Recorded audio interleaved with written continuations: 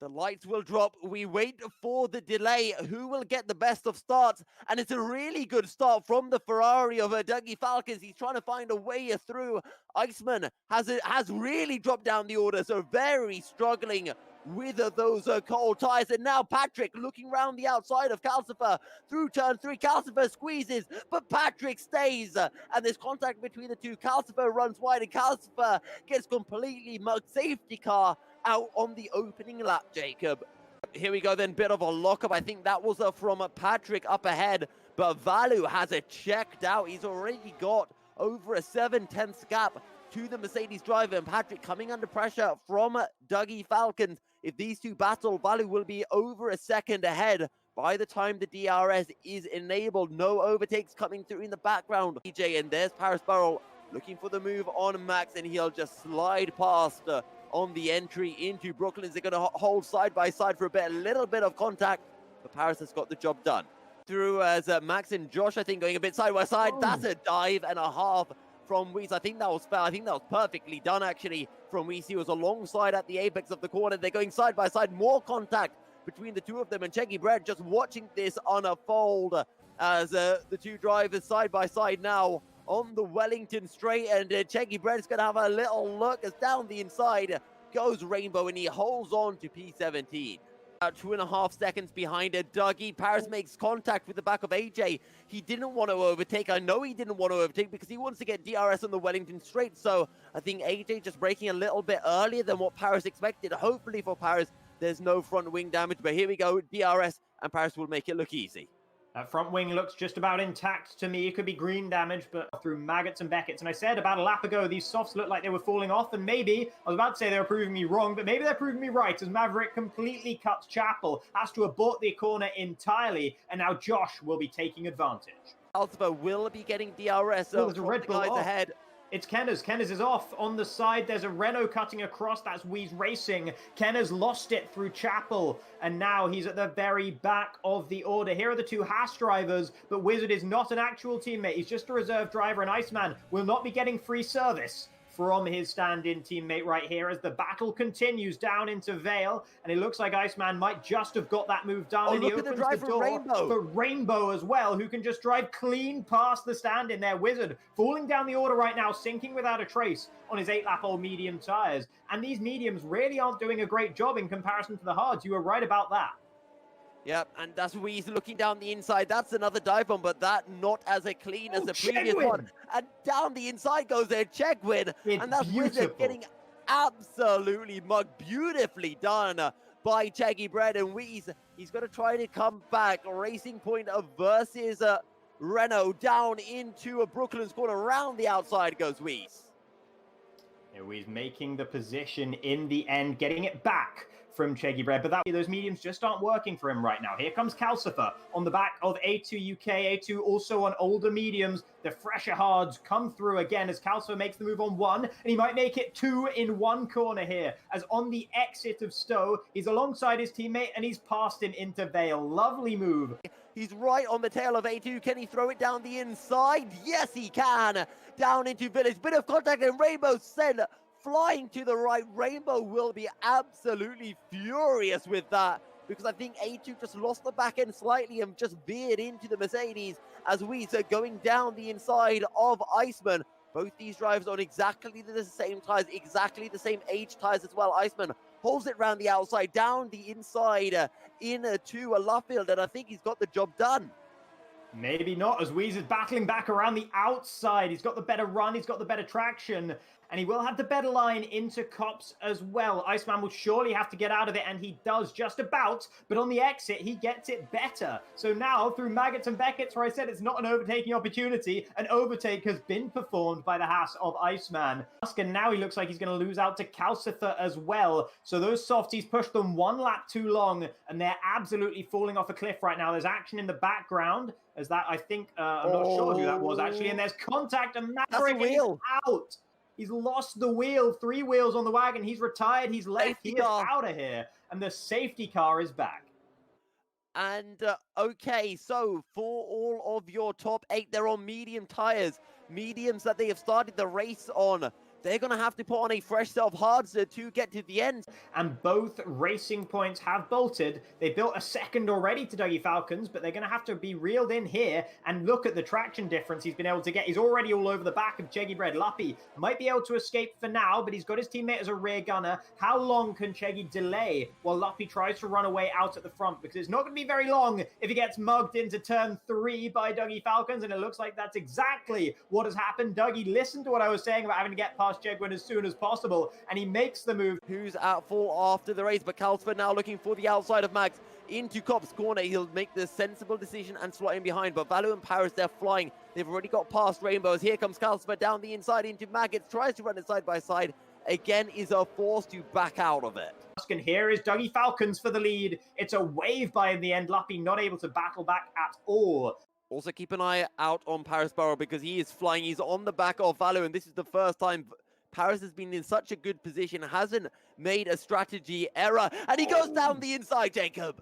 That is surprising to say the least, and it's definitely caught Vallu off guard. The move was clean, and he's made it work as he now goes up into third. Will he be able to get Luppy as well immediately before turn 5? It looks like it's wide. 3 wide. The McLaren's been sent almost spinning around. That's a masterclass of car control, but his tires will be through the roof in terms of temperature now. And he can just get the job nicely done. Luppy on the grass. Thankfully, doesn't spin across the front of Paris. And actually, here comes Josh as well.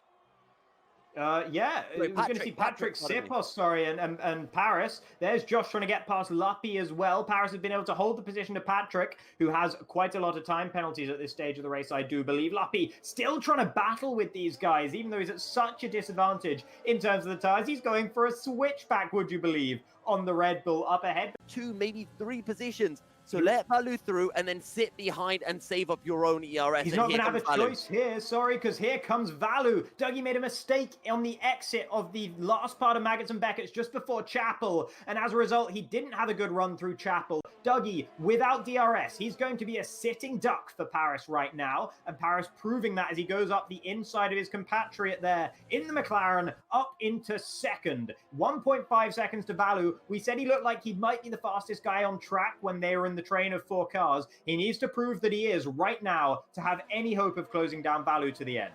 Yeah, and on that last lap, Vallu used everything as here comes Patrick. He looks on the inside. He switches to the outside through Abbey, nose to tail between Ferrari and Mercedes. Dougie is starting to struggle here now. Around the outside goes Sipos Patrick. There it is, the inside for 4. That's where you get the advantage.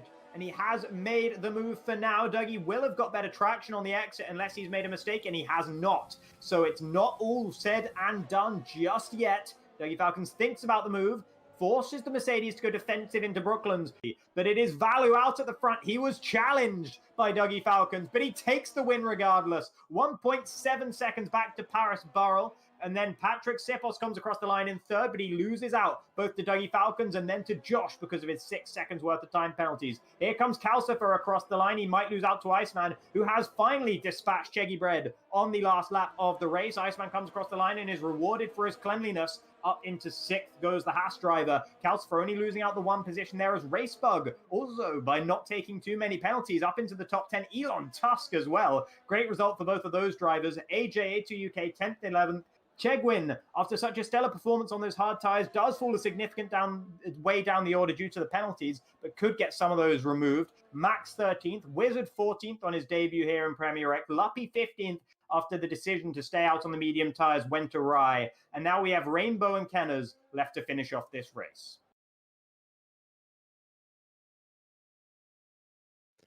Good evening, ladies and gentlemen, and welcome back to Formula X Racing as we get ready to jump in to round 5 here in Budapest for the Hungarian Grand Prix.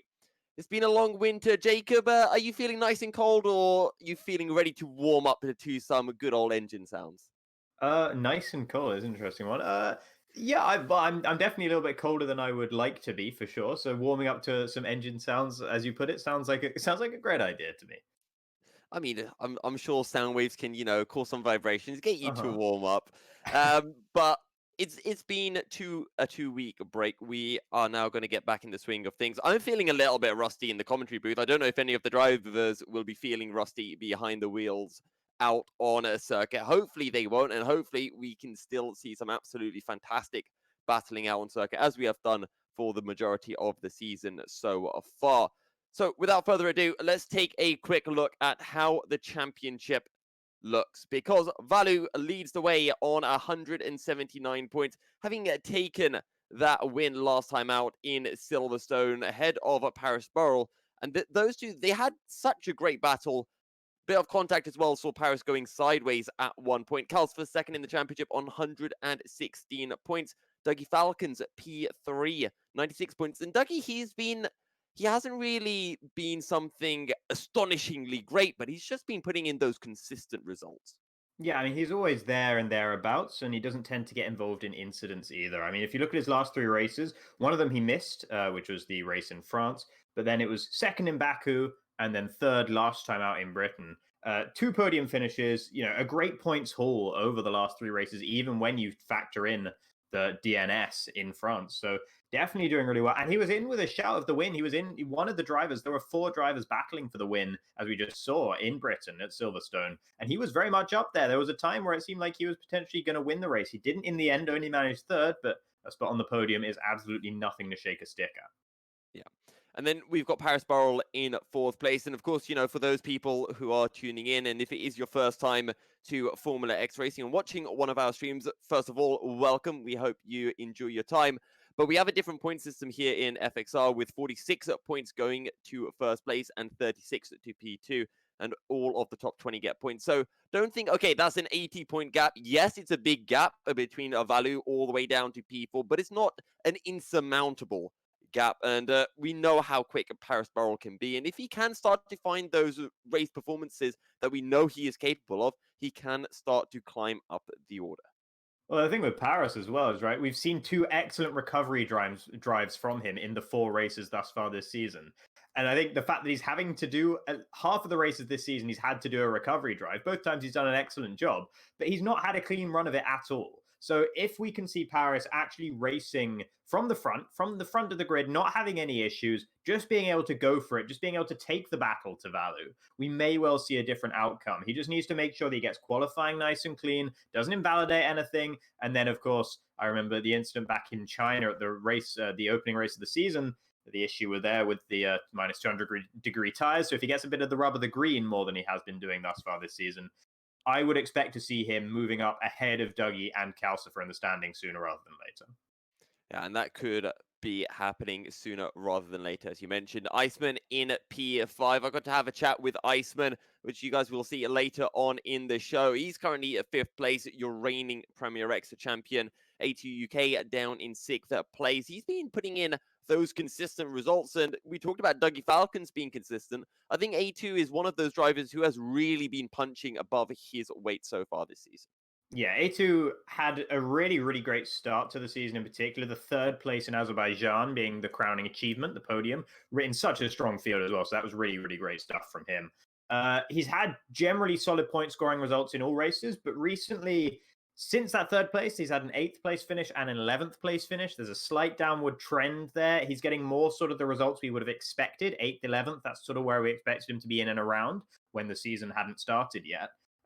So if he continues to have the sort of results he had in the last couple of races, he'll struggle to hold on to 6th in the standings. However, I don't believe Rainbow is going to be racing here with us today, so the Mercedes driver won't be able to overtake him. And then next behind him is Cheggers, who is someone who is also punching well above his weight and someone we shouldn't expect to be moving ahead of A2 anytime soon. So, you start to look down and, the faster drivers than A2 that are behind him are quite a long way behind him right now. So he might be able to hold on to it for that 6th rather longer than we might expect. I mean, speaking of Cheggers, the man of many names, and it seems that he's a man of many paces, because we put him at the start of the season when we did our power rankings in that first show. We put him all the way down in 17th, and, he's up in 8th place in the championship. He's been absolutely fantastic. It's been ridiculous, constantly picking up those points. And that is despite taking only P18 in the opening race of the season back in China. So he didn't even have a great start to the championship. He's just climbed up so well. Yeah, it's all about the next two races after China for him. It was 6th in Azerbaijan, 7th in France, both rather chaotic races. France very much rain affected, Azerbaijan safety car and so on affected as well. So Cheggers did get a bit of luck in these races, there's no denying that. But once he got up into those good positions as a result of the rain, as a result of the safety car, he held his own in those positions really well. He was battling off the likes of Iceman in Azerbaijan, for instance, who's 5th in the standings, our reigning champion. So Cheggers has actually just been doing a really good job once he's got lucky enough to get into that position in the first place. I'm not sure he has the raw pace to justify being 8th in the standings right now, but he's definitely got the racecraft for it, and that is very important. And I think another thing as well is something that you mentioned before we went live is that Cheggers this season, he's on wheel. He was on pad last season.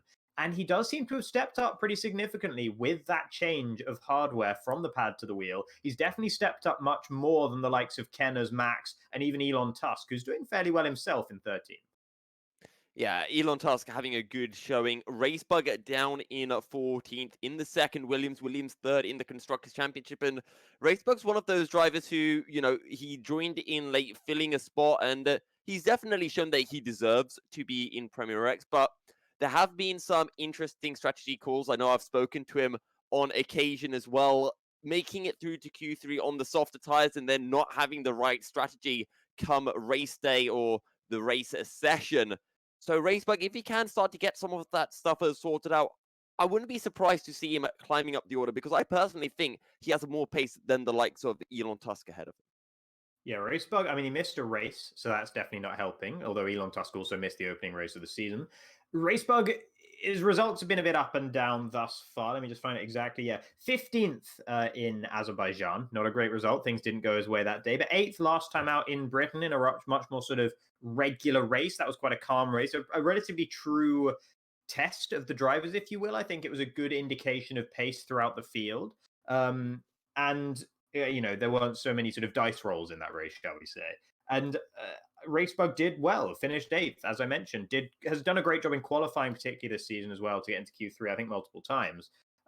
So yeah, I'd expect to see the Portuguese driver moving ahead of Elon Tusk sooner rather than later and starting to get up to around the level of Lappy and Maverick. That's about where I would put him.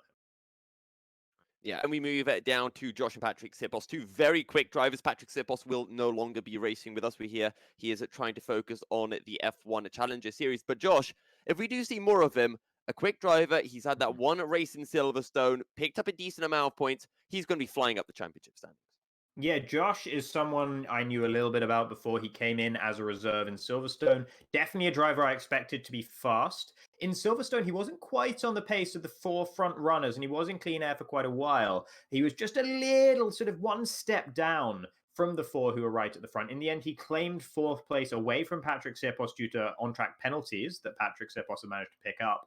And so I think that Josh, it was a great performance for his debut in the league, but I think he would have been hoping for maybe even a little bit better and to challenge right up there for the podium straight away. And that's where I'd expect him to be if we do see him in any future races this season as well. If he gets to be a race that suits him, a track that suits him, or if he gets to put a bit more practice in maybe than he did last time, I would expect to see him challenging right at the very front. Definitely wouldn't be surprised to see Josh taking a podium at some point in this season. Max, he's shown a promise at times, but just hasn't been able to show the consistency throughout a race. Ruben, due to work commitments, again, dropping out. Marincello, he's joined us, and he's showed a decent performance in the last race. Kenners, 14 points, and then Simons and Ulas. Ulas, of course, the major surprise all the way down at the bottom of the standings, considering we put him as our second seed coming into the championships. But with that said, I do notice that we are running a little bit low in terms of her time. So let's just recap what happened in the Division 1 and the Division 2 races this week. We'll start things off with Division 1. Coming into this race, Pesso was leading the championship from the Alfa Romeo duo, and it was Walter who took the win yesterday evening and moves himself to the top of the championships. Pesso took P2.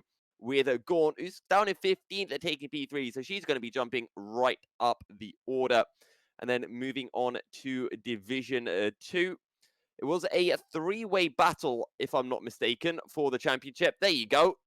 2 points separating the top 3, and Neo Element took the win at least a provisional win anyway. There were a lot of penalties that came through behind safety cars, so we don't know exactly what the final results will be. Vivota took P2 ahead of Bert Kauai in a third, so he's going to be moving up to second in the championship. However, coming into this race, I caught up with our Season 1 champion, who had a little chat with me on how he thinks his season has gone so far. With the Formula X Racing Season 1 champion himself, Iceman. Thank you very much for joining me for this quick chat. We've just finished the British GP. We've had our nice Christmas break. Did you have a nice Christmas? Yeah, I had a nice Christmas, thank you. I was with my family who enjoyed it. Good to hear, especially during these times as well. But before we get to some sim racing action, did you get anything nice under the Christmas tree last year, I should say? Yes, I got GTA 5. I didn't have it on PC, so I've enjoyed playing it the last couple of days. But it's also a bad gift because I have been slacking from doing F1, so it goes both ways. Well, speaking of the F1, heading into the Christmas break, you've been fairly consistent. You started off the season finishing in 8th, then a 7th in Baku, and then it all started to look good once we made our way to France, picking up P3, your first podium of the season, and then P6 in Britain. How's the championship been from your perspective? Is this the kind of performance you were expecting, or different from your expectations? Well, the first few races, I think I did okay in Silverstone and France, I think. Result-wise, of course, I didn't have the races I wanted, but the first races kind of were bad for me, but also were filled with some moments of bad luck. But right now, I think the way the championship has shaped up, I think I expected it to be this way. I mean, speaking of the championship, you're currently 5th on 86 points. You're behind Paris Barrel and ahead of A2 UK. Do you see that really changing over the next few races, or do you think you're going to be able to hold on to this position, or maybe even climb up further up the order? Well, yeah, recently I discovered the issue that I have to fix with my braking. So in the past few months, I have been using ABS to alter another issue. So that basically means that my braking isn't exactly on point. So if I manage to fix that issue in time, the goal was to actually sweat the game the whole winter and aim for P3. But either way, I think that Daguerre and Paris, who are my main competition in the championship right now, are fast drivers. So either way, even if I'm at 100%, it will be a tough fight for sure. I'm sure it will be tough. We're heading to the Hungaroring this Friday, then we're making our way to Monza. Are either of those tracks that you're particularly fond of and think that they could help you get a good result? Well, I'm not sure exactly. I think I like Monza more than Hungary, but I've always had bad luck at Monza. And at Hungary, I've only done like 2 or 3 races in the past. But I don't know, if I get good practice and if I feel good about my pace, then I think I could have good results there. But I don't know if the viewers know this yet, but I have a quali ban for Silverstone, which transitions. I'm sorry about that one, by the way. I'm sorry about that one, by the way. For those who didn't see it, for those who didn't see it, in the last broadcast, Iceman was corner cutting. You were corner cutting in France, I think, and I just got our production to have the camera on you as you kept on corner cutting, saying that you were going to get a quality ban for the next race. So that's come through. Yeah, I should have probably bribed you or said maybe sent you a threat in the DMs on Discord to not do that again. But yeah, I mean, I kind of deserved it. We had a good laugh in the Discord. The guy said I should change my gamer tag to SMM, too cool for rules. So I would maybe do that. SMM corner cut. Yeah, yeah. It wasn't a nice moment because I wanted to look smart on the stream, like I'm saving time, and I'm basically not looking so smart now with the Koi ban. So yeah. Okay, so after that one, did you have a quick look back at the rule book and just double check if there was anything that you were missing, or did you just go like, nah, yeah, it's fine, I'll let whatever happens happen? It depends. I usually don't read the rulebook, but only because almost every rulebook is the same. I've already read it, so I know most of the rules, but I definitely have to check some rules. And yeah, that's it really. You have to read the rulebook and not cut corners. All right, well, ladies and gentlemen, if you're when you do come across seeing this video, make sure to read the rule book, and maybe you can catch Iceman out on doing some more naughty things come the Hungarian Grand Prix. Iceman, finally, before we do leave you, are there any tracks in particular that you're super looking forward to in the championship, or any drivers that you're looking forward to kind of closing the pace gap between yourself and them? It's more of a personal challenge to get into the top 3, not dependent on any drivers, of course, because I think the competition is tough anyway, so I have to beat everyone that I can basically on track.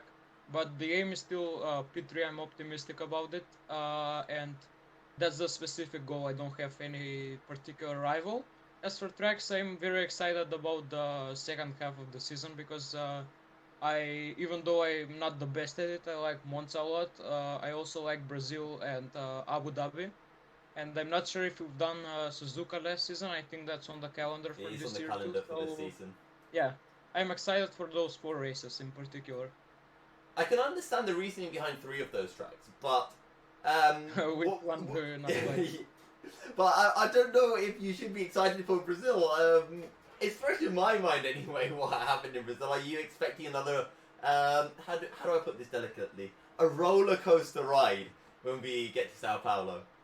Actually, no, because as we said in a previous interview, Ruben was. I still think that Ruben is the reason that happened. He did a master plan behind my back, but now he's long gone from FXR. He retired, so I think in retirement he'll probably focus on other stuff and not bugging me again. Ruben, if you're listening to this, make sure to take a day off work come the Friday for Sao Paulo. Jump on in and hopefully we can see some fireworks. Iceman, thank you very much again for your time. It's been a pleasure to talk to you, and best of luck in Hungary and the rest of the season.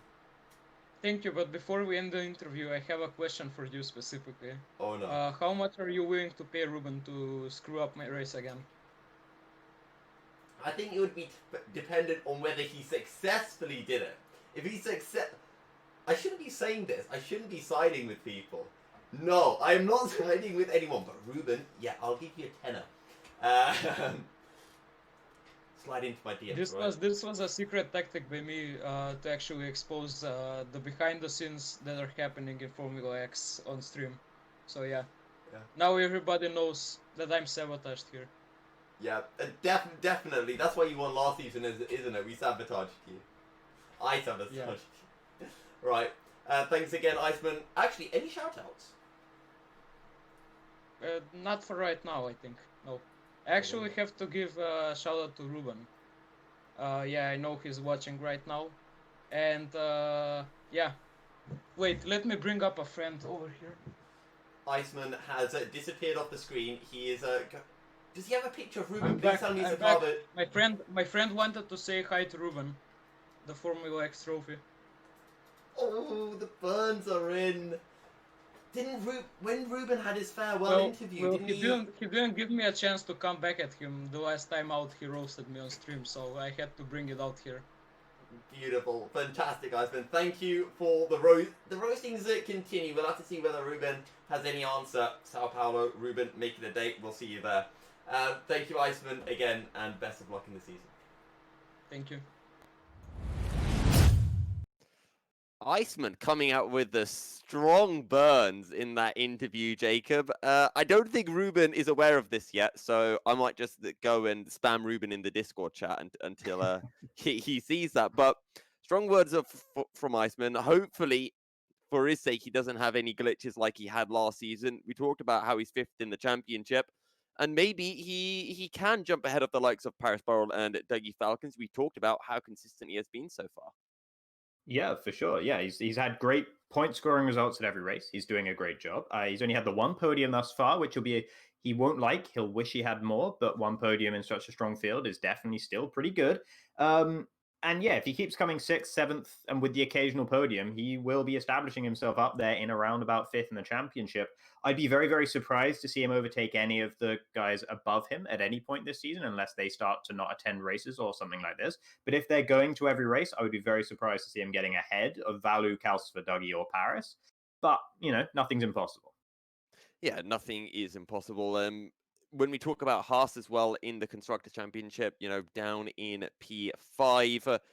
And, I think Haas was the team you were rooting for, Jacob. Iceman Yeah. and his teammate, Luca. To be Mhm. fair, they've shown promise. I think France was one of the pinnacles of, that performance where I think they were looking at a P4, P5, P3, P4.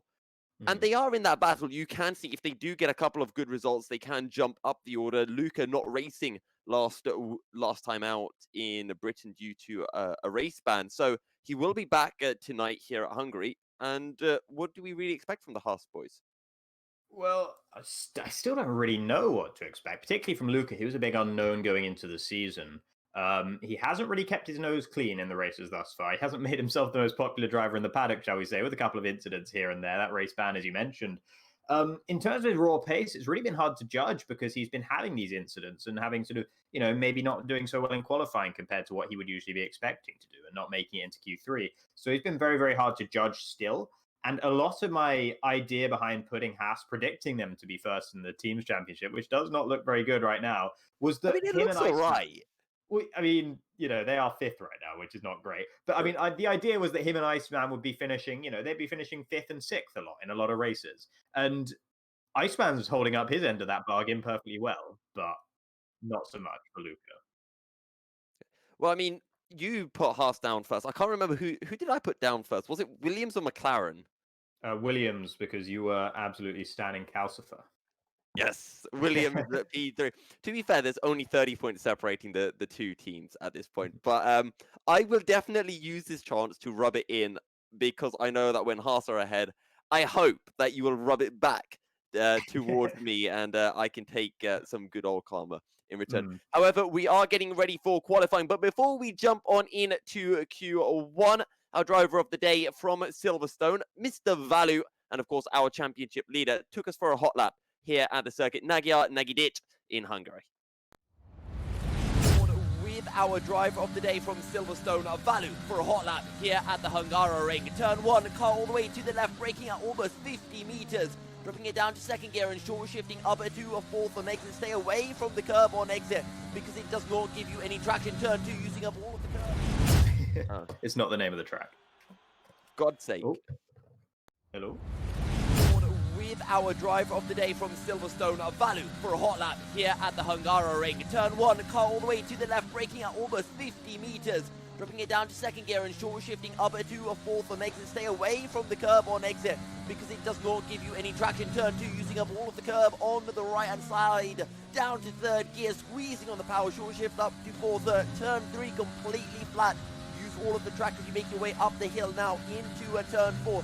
Again, use all of the curb, a slight lift into the left-hander through the right-hander now of a turn 5. You can carry so much speed. Again, use all of the track on the exit as you make your way down into turn 6 and 7. Fourth gear all the way through to minimize wheel spin. 8 and 9 have to be so gentle but aggressive on the steering to get that front end turned in. Completely flat through turn 10 into turn 11. A little bit of a lift, 7th gear. For Vallu as you make your way down the hill into sector 3, turn 12. Use up the curb on the apex and the curb on the exit. Get right over the curb into a turn 13, a third gear. Step on the power, don't need to short shift up to a fourth, and now into turn 14. Fling the car in down to third gear. Step back on the power, control that oversteer a little bit to complete your lap here at Hungary.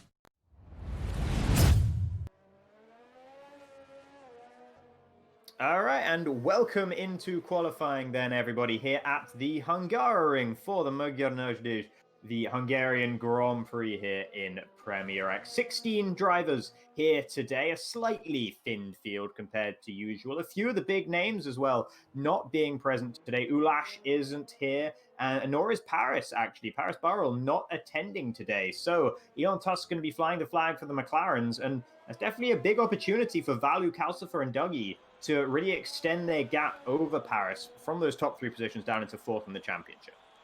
And of course, it's also a good opportunity for Iceman, or as he is called in tonight's race, FXR man, to get some big points and jump ahead of Paris. We're also not seeing Luca out on circuit either.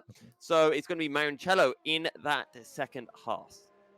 Yeah, Marancello in his second race here in Premier X, second reserve performance. The previous one managed a 6th place in the French Grand Prix. So we can expect a pretty solid result here from Marancello, the Italian, standing in for the Haas team today. And I will quickly note that our producer did mention that Racebug was indeed the first car out on track here in this race, so in qualifying rather. So that's something that is a trend that is continuing. The Portuguese driver always likes to be the first one out there, although it seems like he has let a couple of people through on track because, as we can see, Max is actually the one most likely, or that's going to finish his first flying lap before anyone else, unless I'm very much mistaken, just coming in to the final portion of the lap. Yeah, and I'm expecting the cutoff to make it into Q2 to be something like a 14-0, maybe a high 13. And Q2, most of the drivers, I think, will be opting for those medium tires. Let's see what Max can do for his first lap, a 14-2. So that's right in that kind of a cutoff range, that danger zone. So I have a feeling Max is going to be having to go back out on a new set of soft tires. Yeah, we'll see whether he's going to be happy with that or not. That might make him a little bit happier there as Racebug comes across the line with only a 1:14.632. For reference, that's about my pace in the Hungaroring, so that's not very good news for Racebug, that is for sure. AJ now coming into the final corner of his first attempt of the session here. The British driver in the Alfa Romeo, one of the entirely British team, and FXR man, Iceman, what has happened? AJ goes fastest, but Iceman has retired, and he hasn't set a lap time. So he's going to be the driver knocked out as long as everyone else sets a lap time here. Yeah, and a Muck Gambit has joined, and I'm not sure who that is. I know there was an incident in Division 2 where someone who wasn't meant to joined and didn't cause havoc, but he made it very difficult for a lot of drivers to get past. And for FXR man, I think he's just retired in the pits. So, I mean, it's a retirement. He hasn't left the session, so he can't get back in. Oh, yes, of course. Thank you in the chat, Mr. Matt, just letting us know it is a quali ban, of course, due to the corner cutting back in France. Ah, yes, of course, the corner cutting back in front. I've completely forgotten. Yeah, quali ban for Iceman, of course. That makes a lot of sense. So, yeah, sorry for being caught off guard by that one. Elon Tusk has been the 4th driver to set a lap time here in the McLaren, a 1:15.1, though well off the pace even of Racebug, the next slowest driver. But now Kenners gets Elon Tusk some company there in the 1:15s, a 1:15.2 for the sole Red Bull in this race. Yeah, expecting those times to drop. But then again, it doesn't really matter, Jacob, because Iceman is serving that quali ban. Everyone will effectively be making it through into the second session of qualifying. So right now, all they have to do is just put in a lap, just get minimum wear on their tires so that they are usable, hopefully, for that third session. Indeed, yeah. So what we are getting, though, we are getting a bit of a representation of the pace of some of these drivers relative to the other ones here. So at the moment we can see that AJ is looking strong compared to the sort of people we'd expect to be towards the bottom half of this field right now. A lot of the top drivers still resting there in the pits, sort of holding their cards pretty close to their chest. Vallu still in there. Calcifer, Dougie, the top 3 in the championship, all remaining in the pits. Maverick doing the same. I remember him doing that. Was it last Grand Prix? I remember him doing that and it actually bit him because he wasn't able to set enough lap times. But thankfully for him, FXR man does have that quali ban, so it's all going to be okay. So this is basically just a bit of a sort of mini practice session for these drivers right now. They won't want to use up too many sets of soft tires, so they can't really maximize how much information they can get from it and how much practice they can get. But nevertheless, if I was any of these drivers, I'd be out there on just one set of softs that I'm just going to absolutely ruin, and I'm just going to put in a lot of fuel and just go round and round. Yeah, might as well get that practice in. But then again, to be honest, it doesn't really matter, Jacob, because come the race, the strategy is to go from the mediums to the hards, or if you're starting outside the top 10, go hards to mediums. So getting that practice, getting those practice laps in on the soft tires isn't as valuable as it would be at other tracks where you would use the soft tires in your race strategy. Omar B coming to complete a lap. He's one driver that I'm quite excited to see perform in Premier X. He had his debut race in France in Division 1, and he had a lot of pace, and you're seeing it come through there, 13.5 for his first lap. Nice little announcement onto the Premier X stage there for Omar B in that Mercedes here today. Neither of the actual sort of regular Mercedes drivers are here. One of them has actually backed out of the league in the form of Patrick Sipos, and then Rainbow, the other sort of works Mercedes driver, if you will, is not present today. So Omar definitely got the whole run of the roost there in the Mercedes garage, which is always nice because if you can be in a one-man team, it's great because that means you don't have to worry about when your teammate's pitting. You don't have to worry about double stacking. So there is a slight advantage, actually, to not having a teammate present, especially if you're not necessarily actually a permanent part of the team, and therefore you don't really worry about the team's standings. Yeah. And Omar B putting in a decent lap, and maybe when Rainbow returns, Omar B will be that first driver in the team and be the one having that pit box priority. But of course, it just comes down to who is ahead on a circuit. In terms of, the ultimate lap times that we're going to be seeing once we do make our way into that third qualifying session, I'm expecting pole to be at least probably a 12.5, from the likes of Calcifer and Vallu. 12.5, that's interesting. Are you expecting to see that on the soft tires, though, or are we expecting to see people... Oh, yeah, soft tires. Yeah, okay, so... Yeah, no, of course, in Q3 they would be using soft tires. Don't really know why I asked that question, but yeah. No, I think that would be very, very fast indeed, sort of rather intimidatingly fast. But yeah, no, I would expect to see around that sort of area. Based on the information we've seen so far from the rest of the field, it does seem to me like Luppy is actually out here on a relatively full tank of fuel, having managed a 1:18.3 on his first lap there in the Racing Point. The Dutchman seems to just be going round and around, as I recommended a few minutes ago. So I think he's doing the right thing out here. Yeah. Oh, never mind. He set a 1:14.2, so he's not out there on a full tank of fuel whatsoever. He actually goes third fastest. Yeah, just putting in a couple of laps is Luppy doing 2 out laps.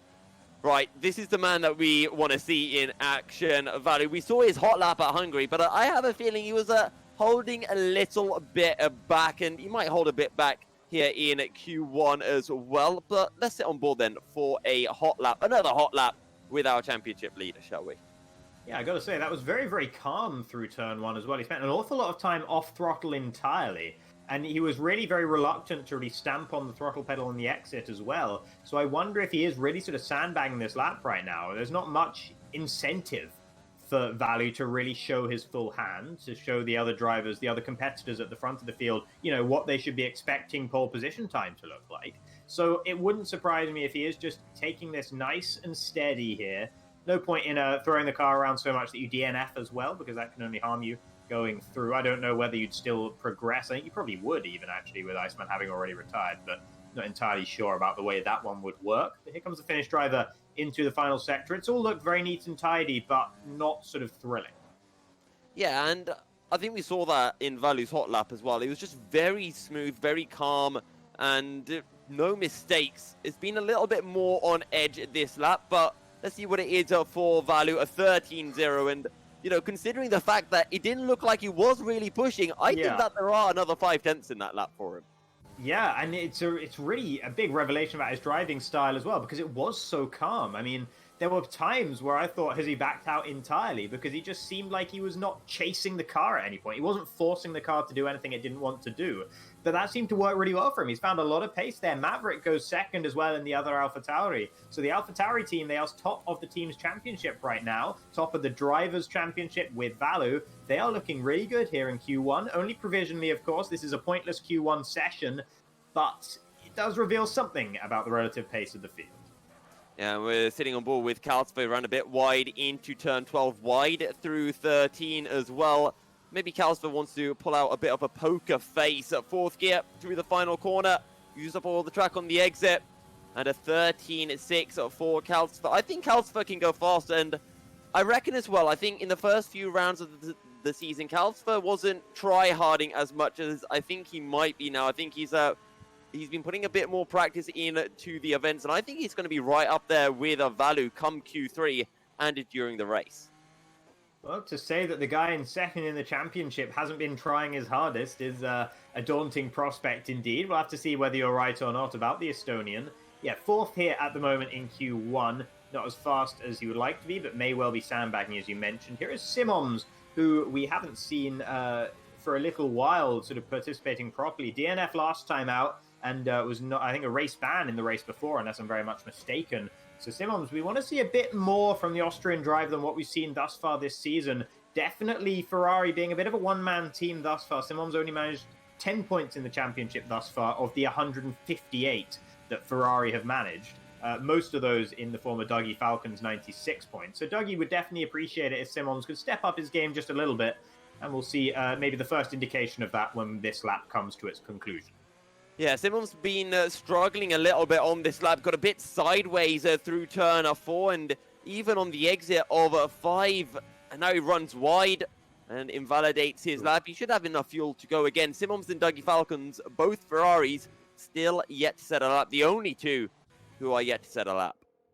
Yeah, I'm not even sure if they need to settle that, but I think they would like to anyway. There's not much point in not doing it because even if you save that extra set of soft tires, you can't really use it. If you're only using one in Q1, that's definitely going to leave you with enough sets for the remainder of the sessions, especially if you're looking to qualify in Q2 on the mediums, as we're expecting some of the drivers may well be looking to do. Yeah, and Dougie Falcons on his out lap. Simons has started a new lap.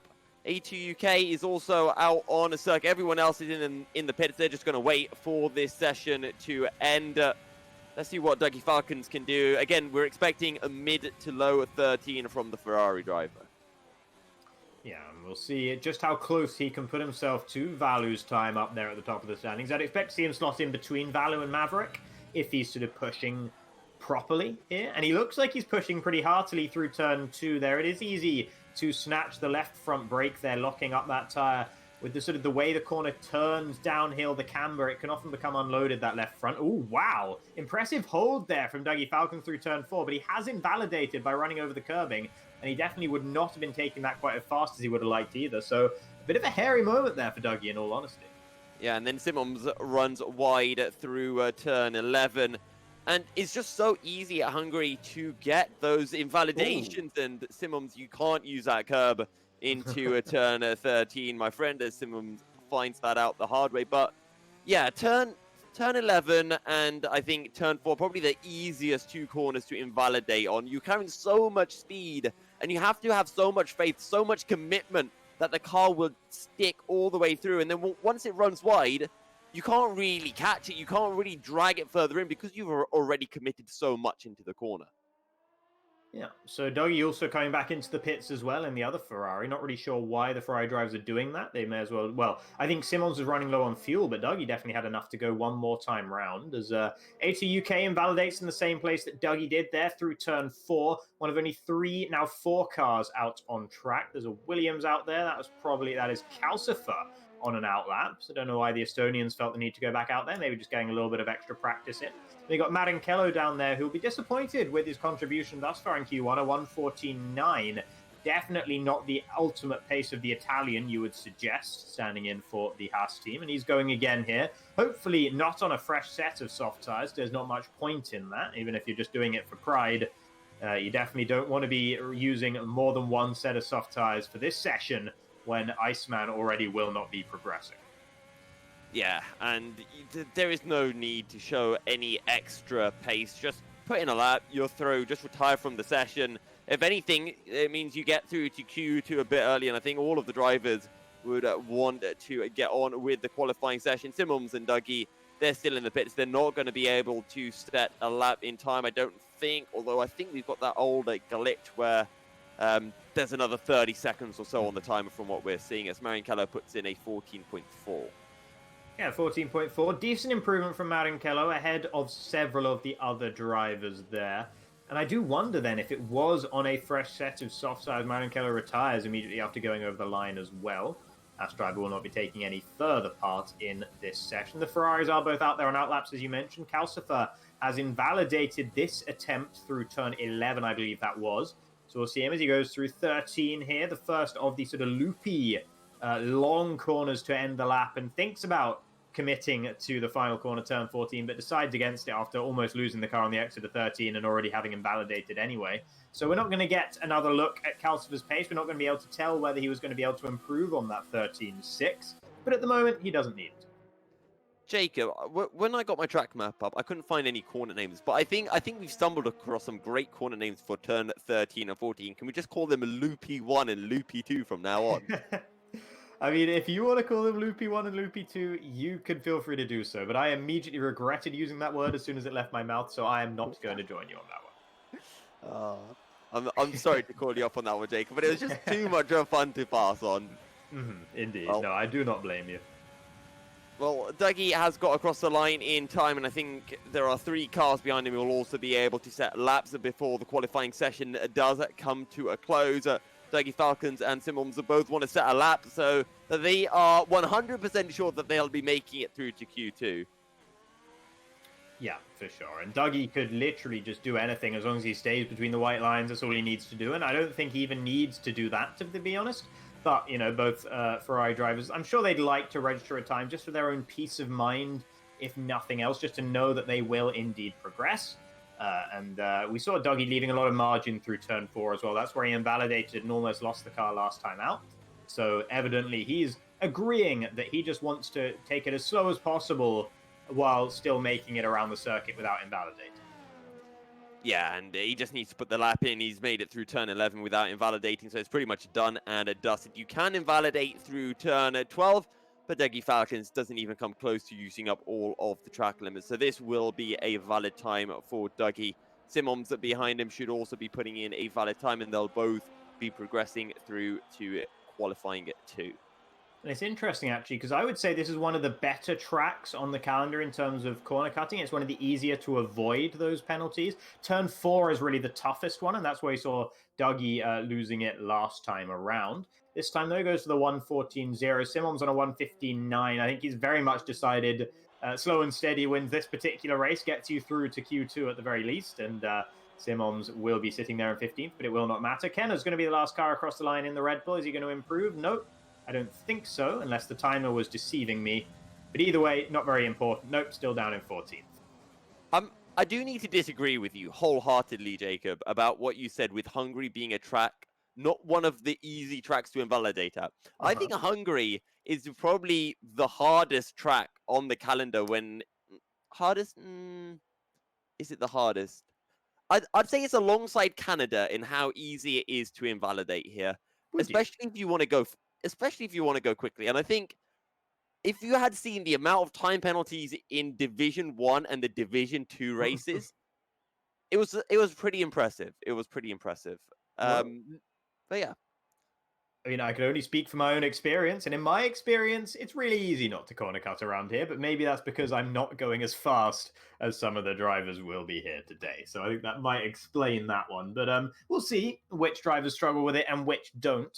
I mean, you also, were talking about, or someone was talking about, was it Maverick that said it was impossible to cut through maggots or something like that? Or was it you? That was me. I do you, not understand how you can cut through maggots. Loads of people don't understand it. No, nobody did it except for Maverick. Maverick was the only one who did it. Maverick was the only one we saw doing it. Okay, I mean, to be fair, objectively speaking, here at Hungary, there are, I think, 4 corners that you can invalidate through. Yeah. Exit of turn 4, you carry too much speed, you can invalidate. To be fair, you can also invalidate on the exit of turn 5. You need to step on the power early, and sometimes you can lose a back end. You have to catch it, run wide, but it's not a big spot to invalidate. At turn 9 on the exit, again, you can run a bit wide, but turn 11 is the big corner where you can run wide and gain an advantage. Turn 12 as well. Sometimes you just try to straddle the curb. It happened to me yesterday, and you think you've got your car on it, but you can just go that millimeter wide and still get a warning. So there are corners, and I feel that the reason why it's easy to corner cut here is not because, sure, you can tootle around and it's fine, but to be quick at Hungary, I think you really have to be pushing to the limits. And that does require you being right on the edge of the track, whereas I think at some other circuits, you don't have to be right at the edge of the track limits to be quick. Fair enough. Well, as I mentioned, we will see just how many drivers will struggle with it. We saw a few struggling there in Q1, but it was relatively low stakes. The drivers probably weren't concentrating quite as much as they will be here in Q2 when it really does start to matter. We're seeing a couple of cars out there on soft tires right now, and hey, would you look at this? Oh, we got some snazzy graphics coming up. And this is the comparison between Haas and Alfa Romeo. Never mind, we're hiding it for now. Guys, you saw nothing. Nothing came up. That was absolutely nothing. No one was on 108-second Sector 1. We don't need to worry about that. But yeah, we will see the drivers going around here. Racebug is going to be the first one to start their lap, I believe, with Max following suit as well. It is interesting to see Vallu out there on the softs, but I assume that's going to be a banker lap, and then we'll see Vallu come in, strap on a set of mediums, and go back out. And I would like to see what tire compounds everyone is on, because everyone should be on medium tires. Anyone who tries to qualify and get through to Q3 on the soft tires is making a huge, huge mistake. And I know Racebug will probably try to get through to Q3 on softs, because he usually race engineers for Gaunt in D1, and she went for that same strategy. So I wouldn't be surprised if both of the Portuguese drivers, try to go with that same strat. There's a corner cut through 11, running wide as well on the exit, so ruining the lap in both ways that it's possible to do so through turn 11. Just turning in a bit early there for Racebug, so that's a shame. He's going to have to go around again, give it another attempt, and you don't want to do that on these soft tires when they really struggle with tire life in the race itself anyway. You do not want to put an extra qualifying lap cycle through these tires if you can possibly avoid it. Simons is out there pushing on soft tires as well. He didn't show a lot of pace in Q1, but he didn't really need to. So this will be the first real indication of where we can expect the Austrian to stack up relative to the rest of the field.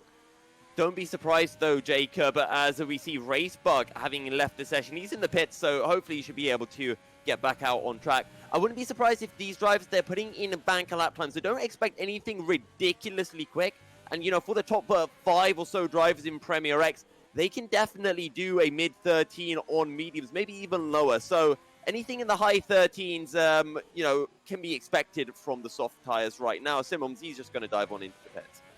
Yeah, Vallu invalidated his lap. I wouldn't even surprise me if that was on purpose, just to be honest. Just cheekily invalidating it some way. Just get an idea of your pace, get another practice lap in without having to actually commit to setting a lap on those soft tires. Max was out on mediums and invalidated his first attempt. AJ also invalidated his first attempt. So we're still, with only about 10 3/4 minutes remaining in the session, we're still without a single lap time on the board right now.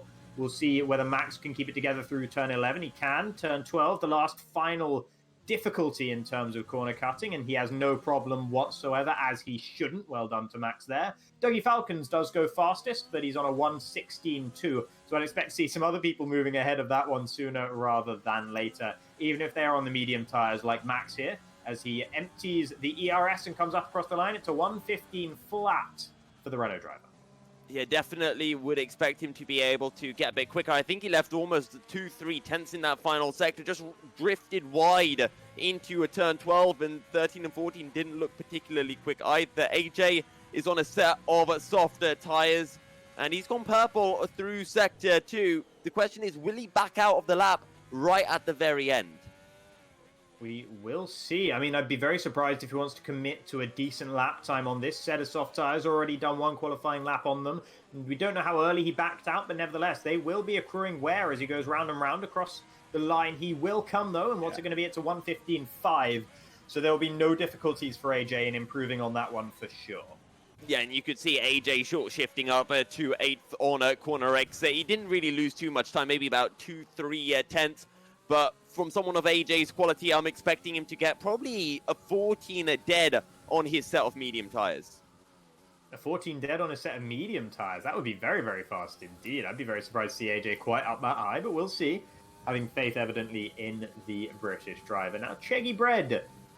Sticking with the Cheggy Bread name for now. Chegger's in the Racing Point. He's been doing well thus far this season, and he's backing himself on these medium tires, as is Kenners, who's also leaving the pits right now. Max doing the same as that was Marinkello going up into fourth with, again, not a representative lap time on the soft tires. So those who are out there on the soft seem to just be sort of rubbering the track in without actually setting any sort of real lap times whatsoever. So they know they'll be able to improve on it if they go back out on medium tires. Yeah, and Omar B got a 5-place grid penalty for contact with Elon Tusk. I don't know if either of them were on a hot lap or who was at fault for the incident, but an incident happened nonetheless. Checky Bread is pushing. You can see he's run out of ERS, and this is going to compromise him on a corner exit across the line. And it's only a 15.5 for Cheggy.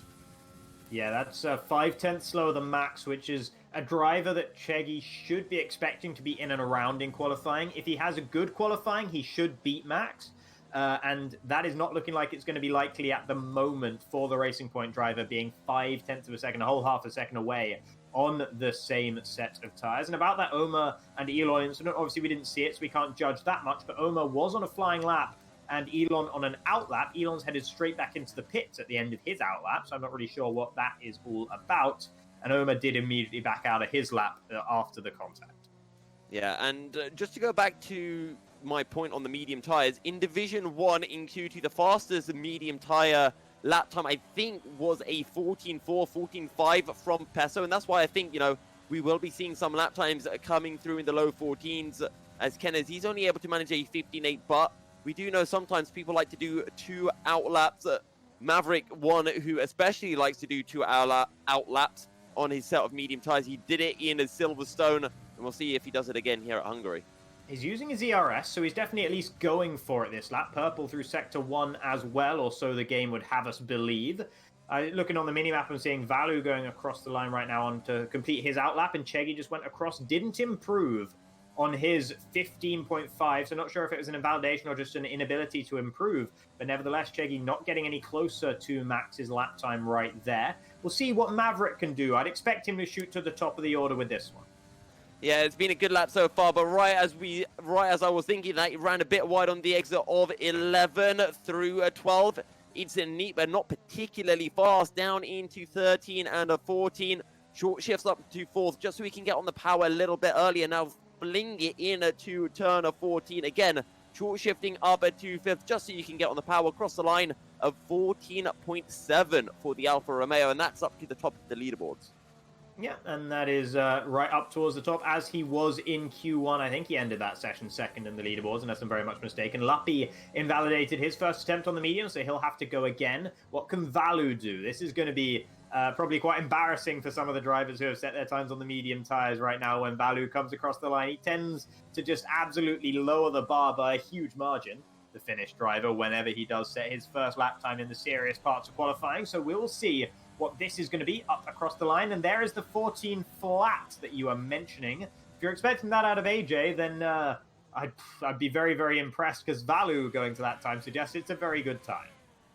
Yeah, well, I guess I was wrong, Jacob. I guess the times are a little bit slower. Sometimes you do get that with the weather, but the sun is out. And one thing I did notice actually when I was speaking to Calcifer is when the sun is out like it is now, you do get a little bit of extra wear on that front left, and your front left tire can really start to overheat. So sometimes you do have to nurse it in the first sector just so that you still got grip in the final sector of the lap. So maybe Vallu having some of those issues, maybe he's holding back a little bit, having seen the rest of the times that have come through so far. Yeah, we will see as what's going to happen towards the end of this qualifying session there. I might also speak to Pezzo's just excellent pace if he was able to do a mid-14 on those medium tires in Division 1. But we will see, as Luppy still isn't able to set a lap time on his mediums just yet. 2 laps into this particular stint in qualifying, if you will, and no time on the board. Bad news for the Dutchman. He isn't going to get too many more opportunities at that before he's going to be wearing out those medium tires a bit more than he would like.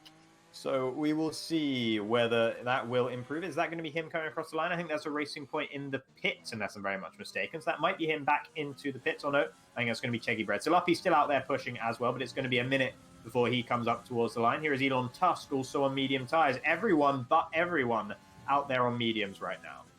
Yeah, and Elon Tusk has a massive moment with the rear end through turn 4. He keeps it on a circuit. What can Elon do?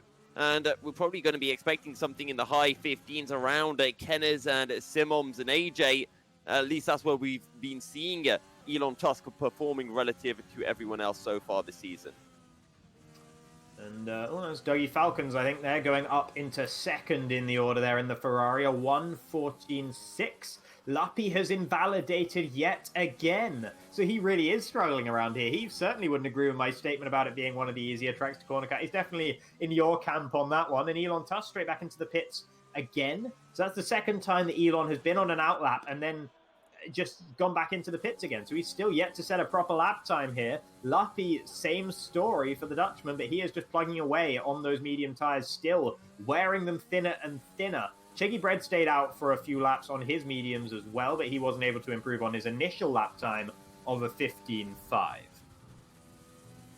Yeah, and we saw interesting strategies from the Racing Point drivers back in Silverstone when they stayed out behind the safety car, and now we're seeing the interesting strats from them in the second session of qualifying. Lappi almost runs a bit too wide on the exit of the chicane, but he's kept it in between the track limits. Only 2 real spots now where he can invalidate, and this is one of the big ones, and he has to back out. He loses about 2-3 tenths, I think, maybe more, having to really lift out of it. And there's a very curious upshift there from Lappi as well. I'm not really sure what that was about, but he shifted up to 7th while off throttle through turn 11, and that meant that he was in a really long gear on the exit, and so didn't really pick up the acceleration of the car on the exit of 11 as much as he would have liked. Up towards the line, it's a good lap though. Up in a second he goes, a 14.6. So faster than Dougie Falcons, and finally a huge sigh of relief in the cockpit of that Racing Point, I'm sure, as Lappi manages to register a lap time, and it is a good lap time at that. Yeah, Carlsven A2 UK are on hot laps. I think A2 UK is about to cross the finish line. Or is that AJ? Yeah, AJ's just crossed the finish line, so he's starting a new lap on some medium tires. What can A2 UK pull out? This is a hot lap. Opens up at the DRS across the line. It's not quick. It's a 14.9. It's enough for P5 at the moment, but Calcifer will definitely be going quicker than that, or at least we would expect, considering his pace in the first 4 races. Through the final corner, what will it be? A 14.4 for the Estonian. Yeah, decent lap time there for Calcifer up in a second. That should be easily enough, or will be easily enough, to get him into the final part of qualifying. Kenners and Elon Tusk are the spanners in the works right now, both on outlaps on soft tires. They're going to ruin someone's day. Racebugger's already retired in the pits, so he is not going to be able to improve on that 15 flat. Omer B goes up into third now ahead of Lappi with a 1:14.5, and he will think that's going to be enough. He's going to brush his hands off and be done with it. Cheggy Bread's not going to make it into Q3. Marinkello's retired down in 10th. AJ has backed out of this lap. There's not that much time left in qualifying, but he'll be able to go at least one more time. So Simons, Kenners, and Elon Tusk and AJ are all looking to try and steal a place in Q3 here, away from Max, from Racebug, from Marinkello, and Cheggy, who all will not be able to improve at this stage. Yeah, and it's interesting as well to see what Kenners and Elon Tusk do, because, you know, as I said, the medium tires is the better strategy, and I stand by that. But when you are that little bit further down the grid in terms of pace, sometimes it's worth making a risk and hoping for that early safety car that could save your race if you are starting on those soft tires. So for Kenners and Elon, you know, they're buying a ticket, they're putting it in the raffle, and we'll see whether it works out for them. A2 UK back into the pit, so he's done as well in 7th, but he's safe because there's only 4 drivers that can improve and move up the order, so he cannot be ousted from the top 10, I don't think, unless something really drastically doesn't go his way. And I'd be surprised to see all of these drivers improving by that much. We'll see what Simons is able to do. Doesn't use all the road on the entry to the final corner there, maybe cutting a bit of it, about a tenth at least, off of the time through there, but across the line he goes, and it's not quite enough. A 1:15.348, only good enough for 11th, puts him ahead of Cheggy Bread, but not ahead of Marinkello, which is where he needed to be to make it into Q3. AJ's out there, Kenner's out there, Elon Tusk out there as well. Elon was deep there into turn 12, had to get off the throttle for longer than he would like on the exit. Will that have cost him too much time on these soft tires? He will be expecting to make Q3 with everyone else having done a time on the mediums. That's AJ up into the top 10, Marinkello knocked out, 11th for him. Make that 12th as Elon Tusk goes into second with a 1:14.1 on soft tires. even if it is on the softer compounder tire, no matter which way you cut it, that's a decent lap time from the Canadian. Kenners, though, must have invalidated his lap because he was not able to improve and goes out in 15th. Yeah, and, well, I do wonder whether Kenners has actually come across a stroke of luck. And he might be really thankful that he hasn't made it to Q3 come racer time. But either way, Elon Tusk is through. Omar B's through with that 5-place grid penalty. The issue is, I think, for Elon is even though he's made it into Q3, where will he finish come Q3? Because when I look at all of the other drivers, I think he's going to be finishing around P9, P8 at the max. So if he had just, put in a lap that would have got him P11, he would have been maybe 3 places down, but with a much better strategy. Yeah, I mean, it's so hard to judge getting yourself up there to P11. I think with Elon Tusk, he was so much up on his lap time, he was probably a bit intoxicated with the delta in the top right and decided, you know what, I'm slamming this. This might get me to the top. It didn't in the end. Vallu was still faster by a 10th and a half, but it's not the world's worst lap time from Elon Tusk. It's a decent lap in the McLaren, as I mentioned. Maybe not quite as fast as I initially thought looking at it, comparing it to the times we saw in Q1, but we'll see whether he's able to step up here in Q3 or not. It does need to be sort of in the top 6 at least to really justify the decision to go around on that set of soft tires and really throw in a lap time there for Q2. Yeah, and I am curious to see what that pole lap will be in Q3. I'm still standing by a 1 minute 12.8 or something around that kind of pace. Again, it is sunny, it is not overcast, so it might be that tad slower just because of what I talked about with that front left overheating ever so slightly. So it does look like one of the Mercedes coming out of the pits now, and it will be Omar B. A couple of cars heading out. That is Max and Omar B. Max, by the way, into Q3. Great result for the Renault driver and didn't have to resort to soft tires either, doing it on the medium. So that's good from Max. His qualifyings have tended to look pretty good thus far this season. He's fallen off in the races, though, not managing terribly many high point scoring positions. A couple of 13th places being the best, I think, that the German has managed this season. So he'll be hoping from a top 10 grid position to be able to improve on that one. With only 16 drivers in the field as well, there's a bit less of a threat in terms of losing out in that regard. So we'll see whether he is able to capitalize on that factor or not. Yeah, we will see indeed.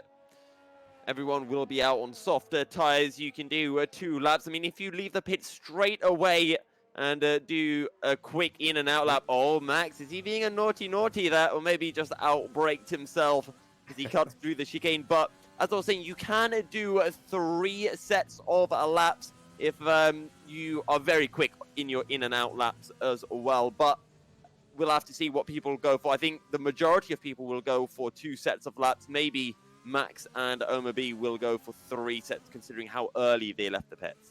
Watching Max do that in the Renault there reminded me of Nico Hülkenberg in 2019, the Italian Grand Prix qualifying. The one where it was just absolute chaos at the end and half the people didn't manage to set a lap time at all. When he had his quote-unquote lock-up when he was leading the way into turn 1 on the outlap and had to go through the little chicane at the beginning of Monza. That kind of reminded me of that just a little bit because that looked like a bit of a dive there from Max, if you will. A bit of a, oh no, I've locked up, I got to cut over. Oh well, gets him out there faster. At the end of the day, it probably was just a genuine mistake because there isn't that much to gain from cutting that corner at this stage. It's not like shaving off that time right now means a whole lot when you still have a lot of time left in Q3.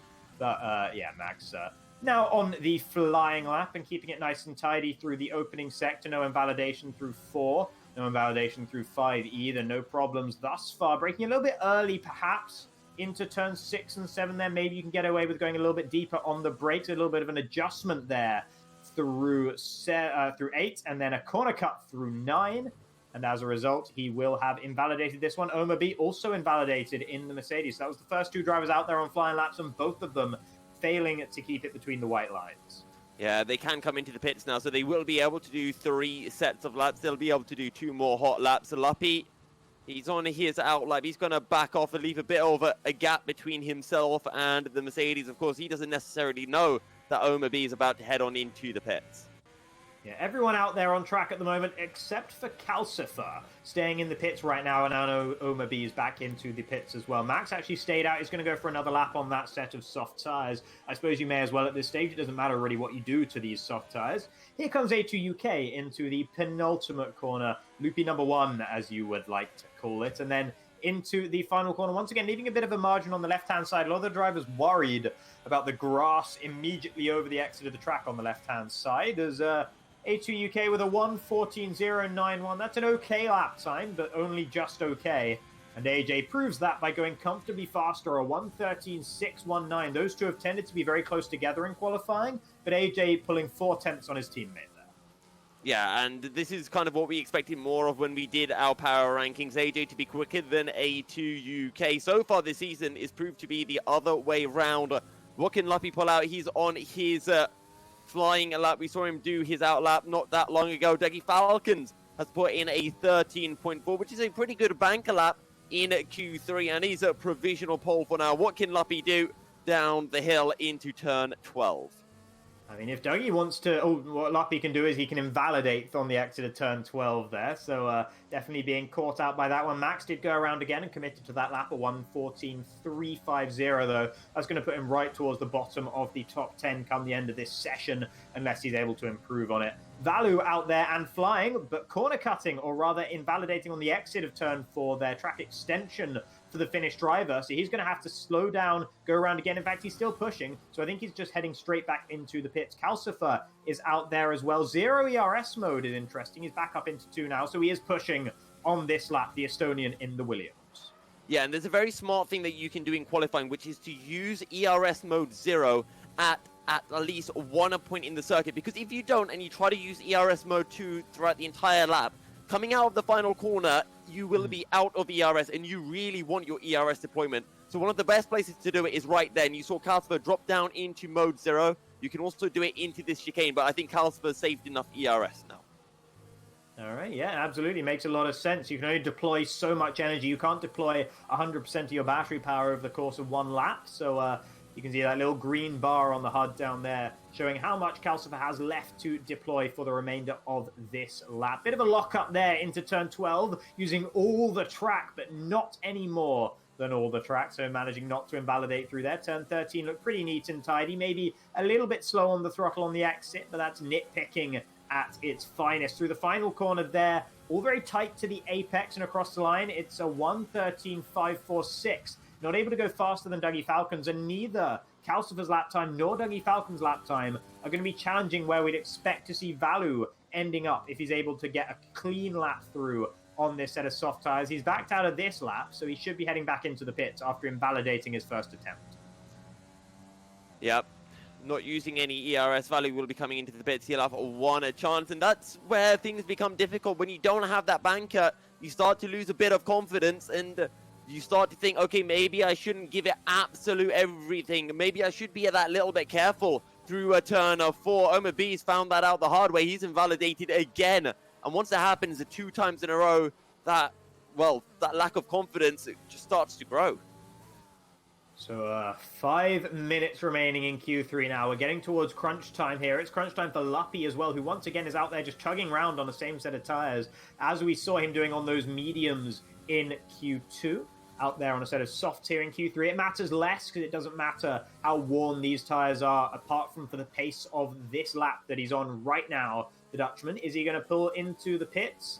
No, he is not. So he's committing to completing this one with the timer ticking down here in Q3. So doesn't want to go back into the pits and strap on a fresh set of tires quite yet. It's a 1:14.248 for Luppy.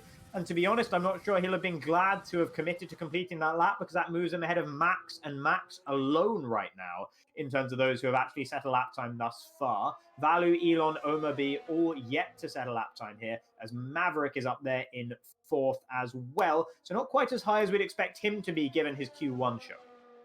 Yeah, and I think, to be fair, Luppy made the right decision. Even if he came into the pits, he would have only have been able to do one more run. So it was worth it to complete the lap just to see where he would have ended up. Because now as well, he does have that delta. And sometimes having that little delta that tells you, you're a 10th up can just give you so much confidence in your lap and just help you to eke out that little bit more in your final run. Yeah, absolutely. Something I rate very highly is the mental effect of having that delta. As you mentioned, it can really spur you on in your lap and let you know when you're doing well, let you know when you're not doing well. If you're like 3/10 down in the first sector, you can think, maybe I back out of this lap, maybe I save the tires, go around again, and then try again. But if you don't have that delta, you don't always know. It can feel bad, but you're not sure how bad the lap really is.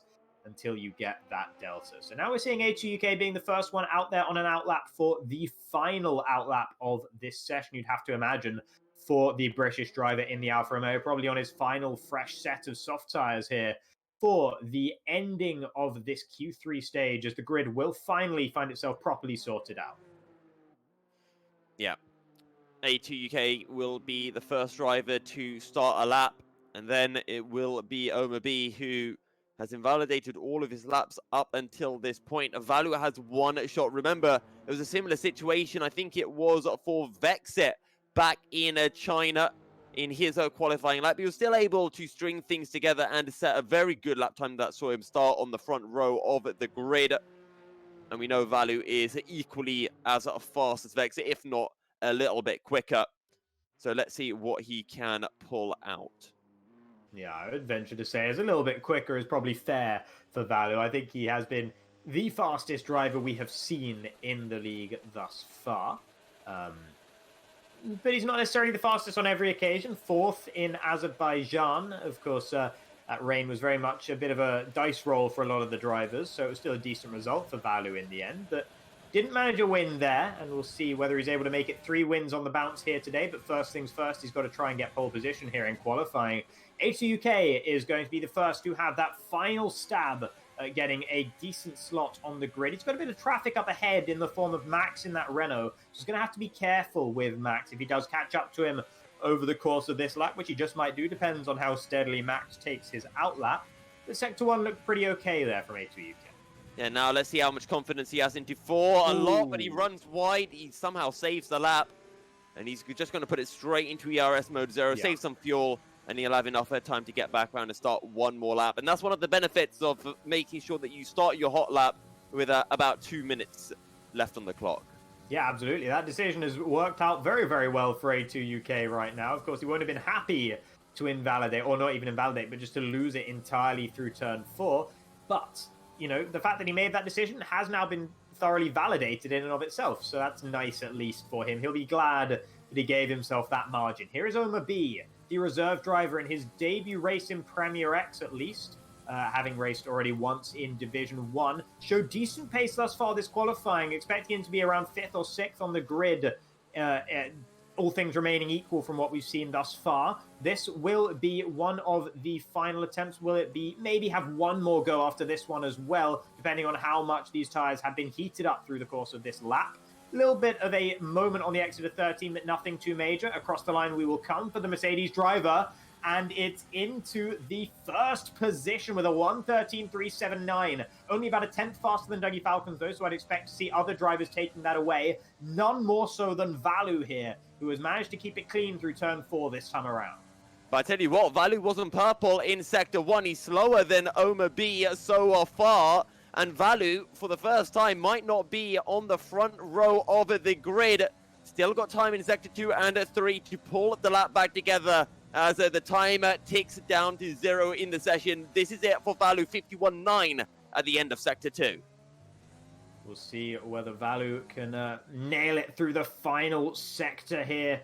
I looked okay, very sort of calm once again from the Finnish driver through turn 13 there, but that is not a corner where you want to be chasing the throttle in these cars. 14, you can push it a little bit harder, and across the line with a 1:12.870, comfortably fastest. Dougie Falcons has come across the line, and he's not been able to improve on his 1:13.4. What about Calcifer? It's only really Calcifer that's out there that can threaten him right now. Elon Tusk is invalidated, so he is not going to be starting any higher than 10th.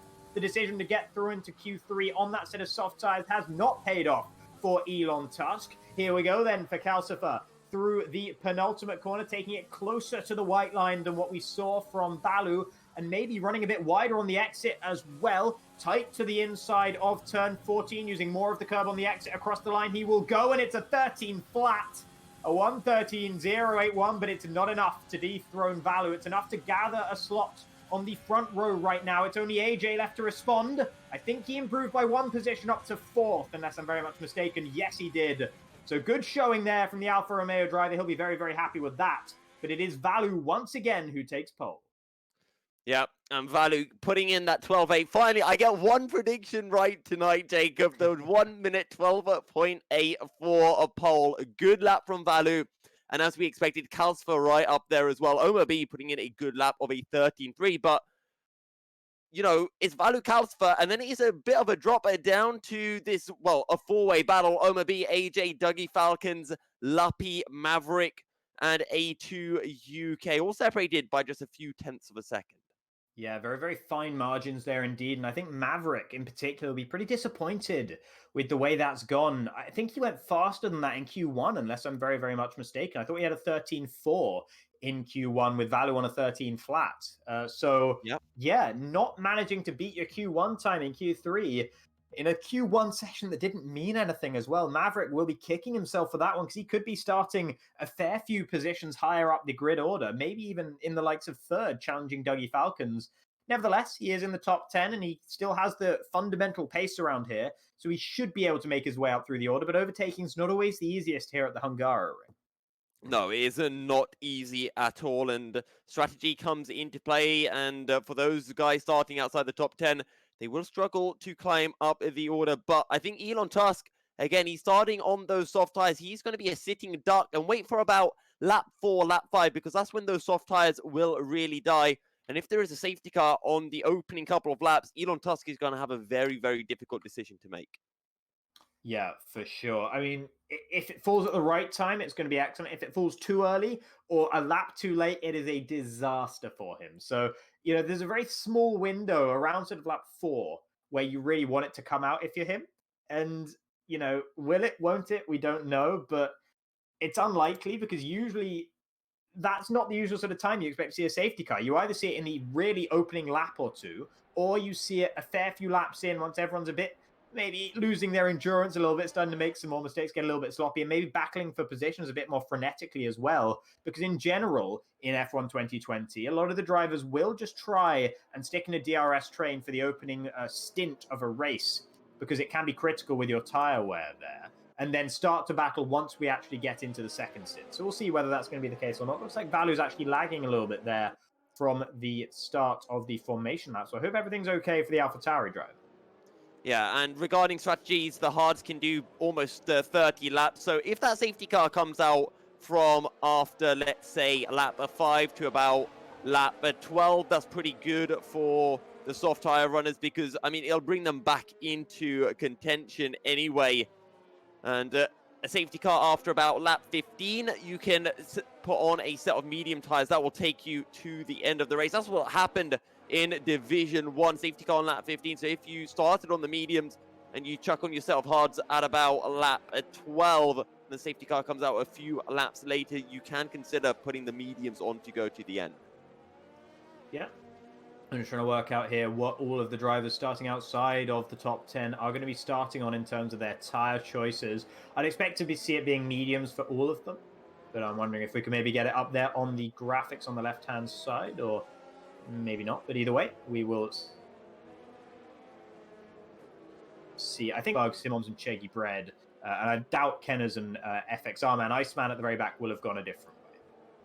Yeah, apparently there are some issues for drivers in the lobby, so there may potentially be a lobby restart. We'll have to wait and see, but if that does come through, that is good news for Elon Tusk, because those soft tires that probably have about 10 to 15% wear will be down to 0%.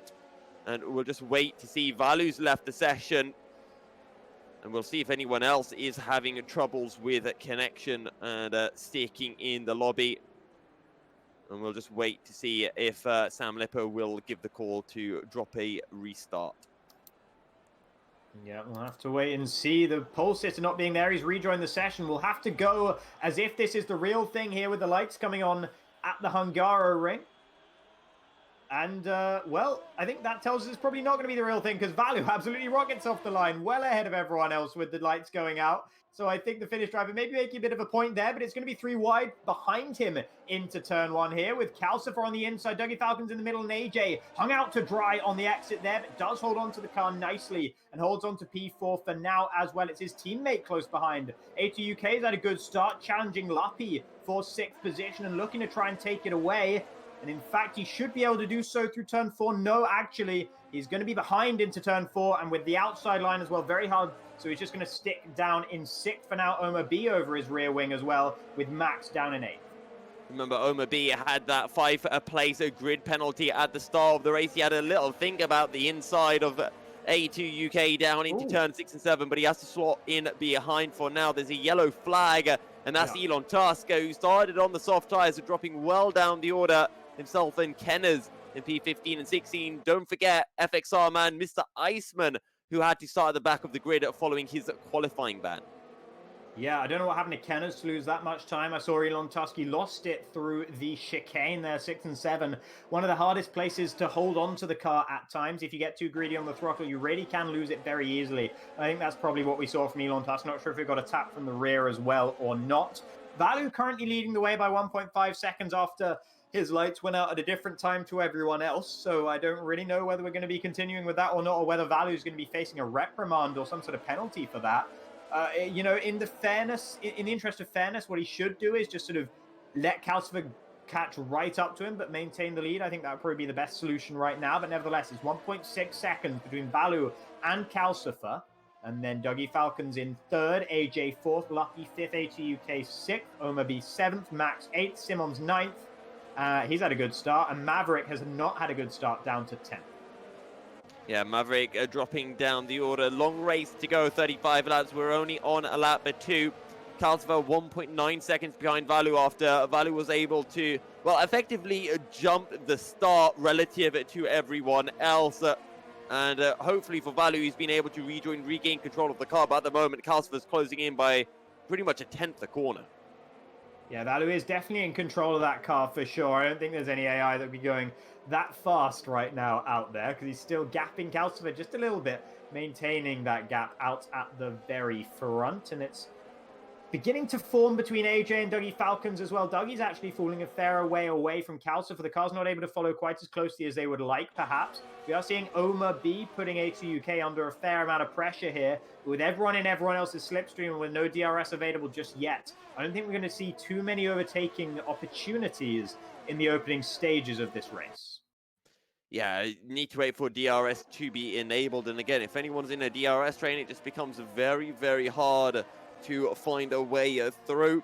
Elon Tusk has dived on into the pits. He'll probably actually go for mediums to the end of the race. It is doable.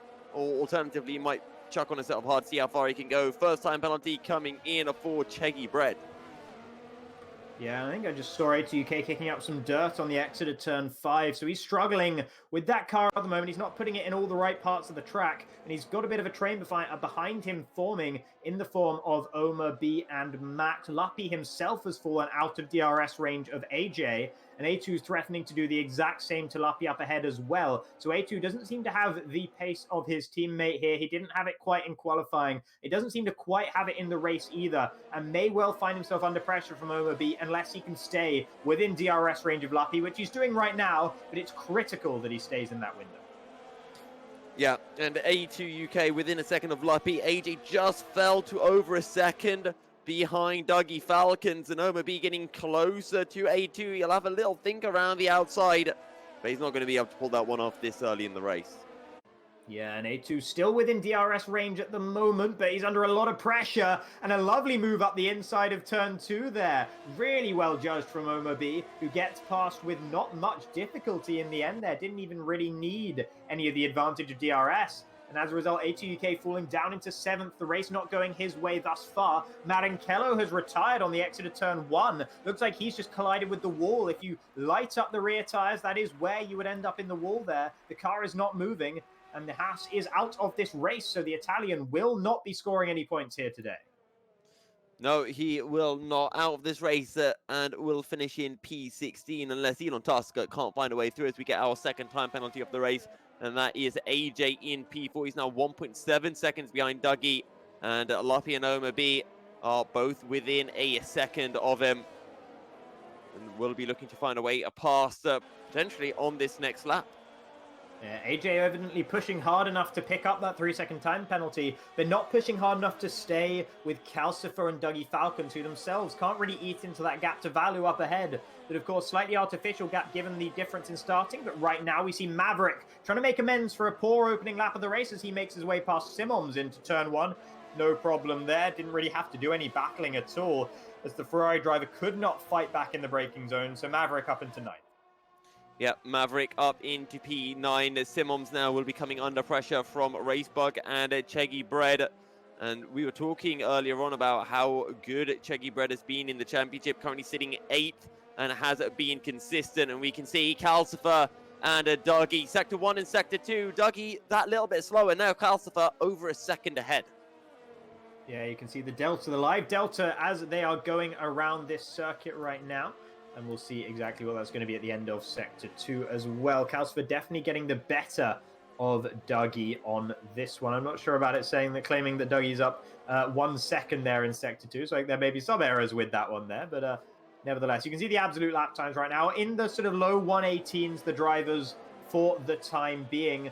But not enough to keep up with Vallu, who is gapping them yet further out there at the front. The interval's starting to really build between these drivers. Dougie had an off lap, Calcifer had an off lap relative to Vallu, and they're all starting to maybe this is the effect of the tire wear creeping in as well. Maybe some drivers holding onto it better than certain others.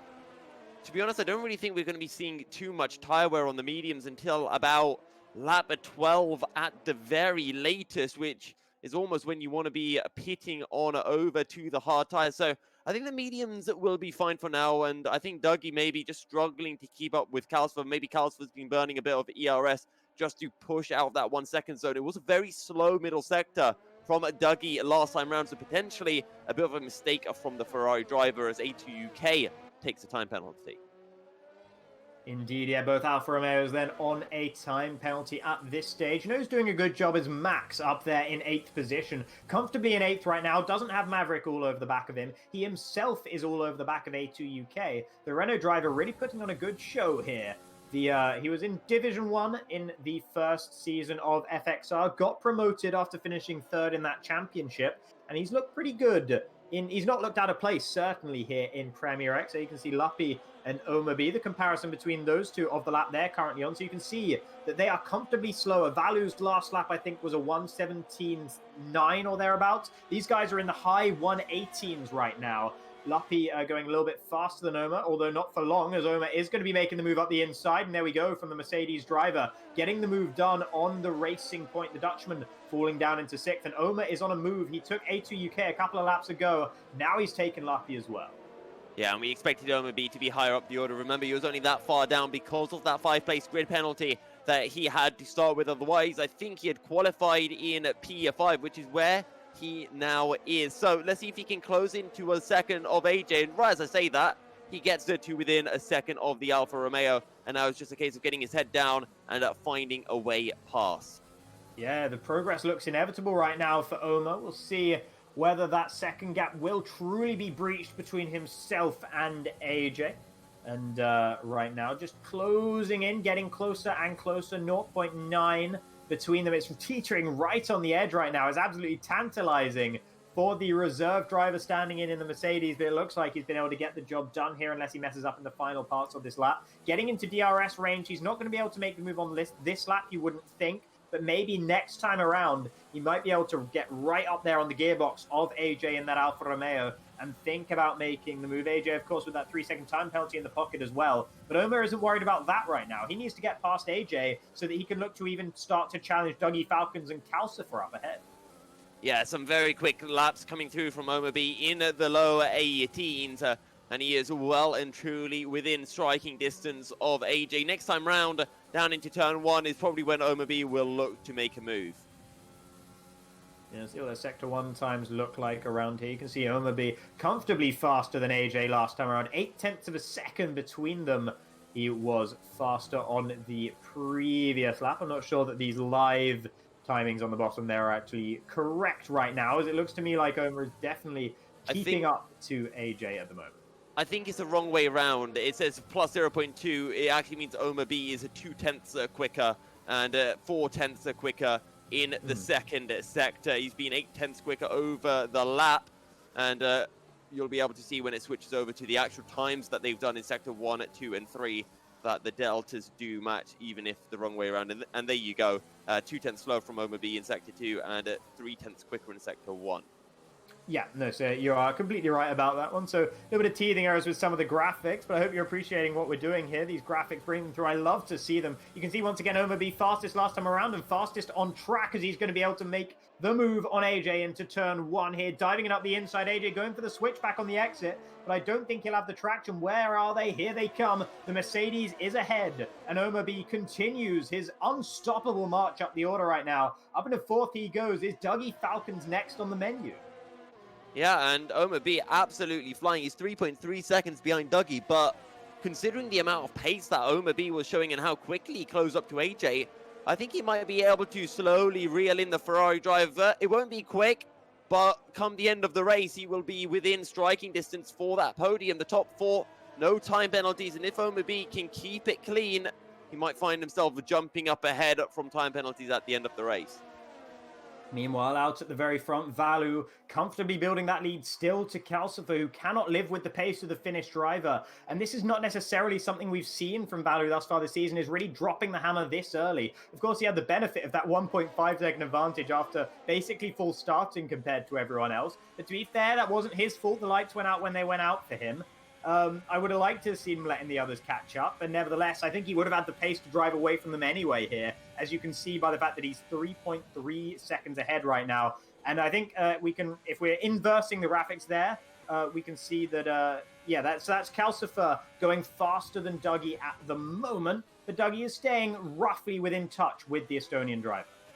Yeah, Calcifer last time around 18.5, Dougie in 18.1, and that gap is almost to within a second. And Omar B will be hoping that Dougie gets within a second of Calcifer, and that these two start to battle as Dougie runs a bit wide through turn 4. That was definitely a track extension warning he would have picked up.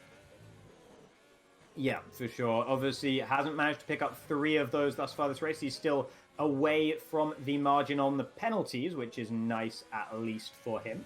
Omar B actually not really closing down Dougie at this stage, so maybe he's cooked his tires a little bit by battling with the rest. Maybe he's used up a lot of his ERS as well. So he might be having a couple of cooldown laps now that he's got past AJ before mounting another charge at the Ferrari ahead. 10 laps into this race already, though, so he can't think about it for too long before trying to pull the trigger and closing down the British driver up ahead on the bottom step of the podium for now.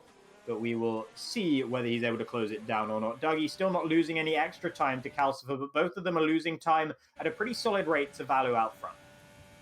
Yep, and last time around, both Calcifer and Dougie doing practically identical lap times, less than 200ths, separating the pair of them, and the gap is still 1.3 to 1.2 seconds. FXR man climbing up the field, he's up to P11 right now, and he's only a few tenths behind a race bug. So Iceman will be making his way back up into the top at 10 fairly soon. And don't forget, Iceman, he started on these hard tires, so he's on the alternate strategy. So if there is a safety car around that lap at 20 point, he's going to be in an absolutely fantastic position as Omar B gets his first time penalty of the race.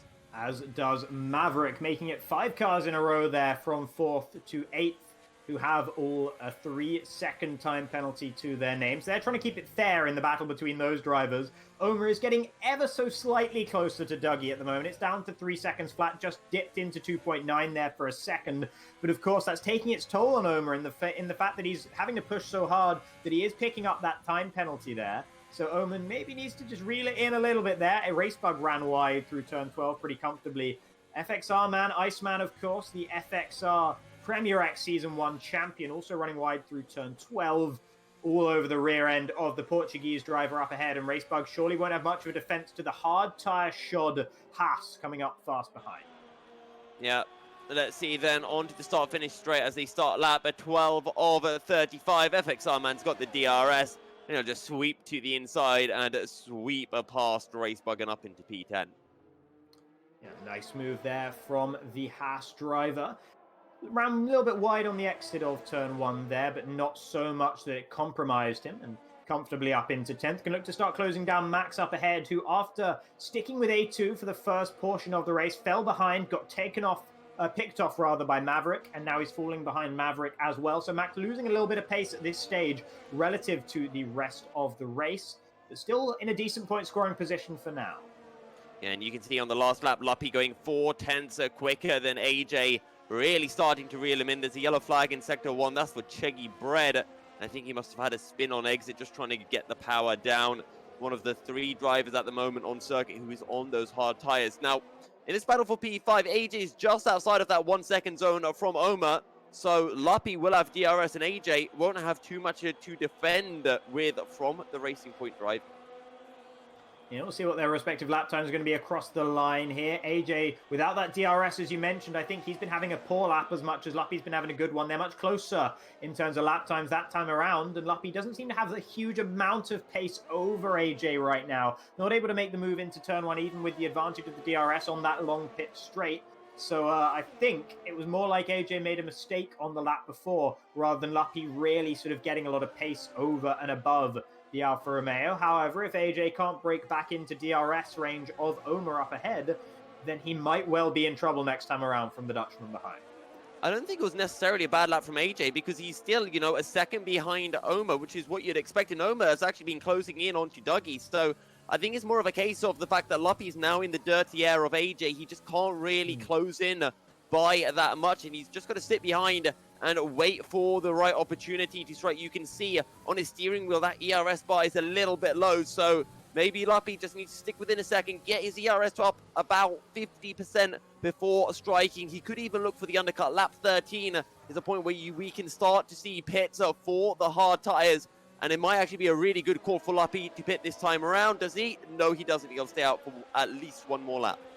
Yeah, he wants to get this move done on track. You can sense it right now. The Dutchman doesn't want to deprive us either, because at the moment, this is the only battle going on out there on track. A lot of pretty major gaps forming throughout the field, actually. This is the only one that's really even close, apart from AJ to Omar B up ahead. By far, the 3 closest drivers on track right now. AJ sitting on 6 seconds of time penalties. He's leading that particular category, which is not a category you want to be leading. Racebug being the most recent one to pick up a time penalty as well, down in 11th.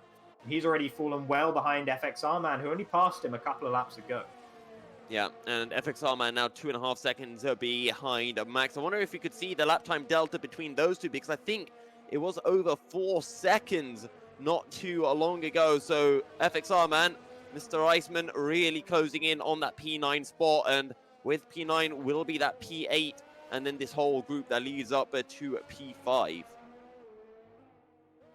Yeah, and interestingly, FXR Man is closing down Max up ahead, but he's not closing him down by as much as maybe I would have been expecting.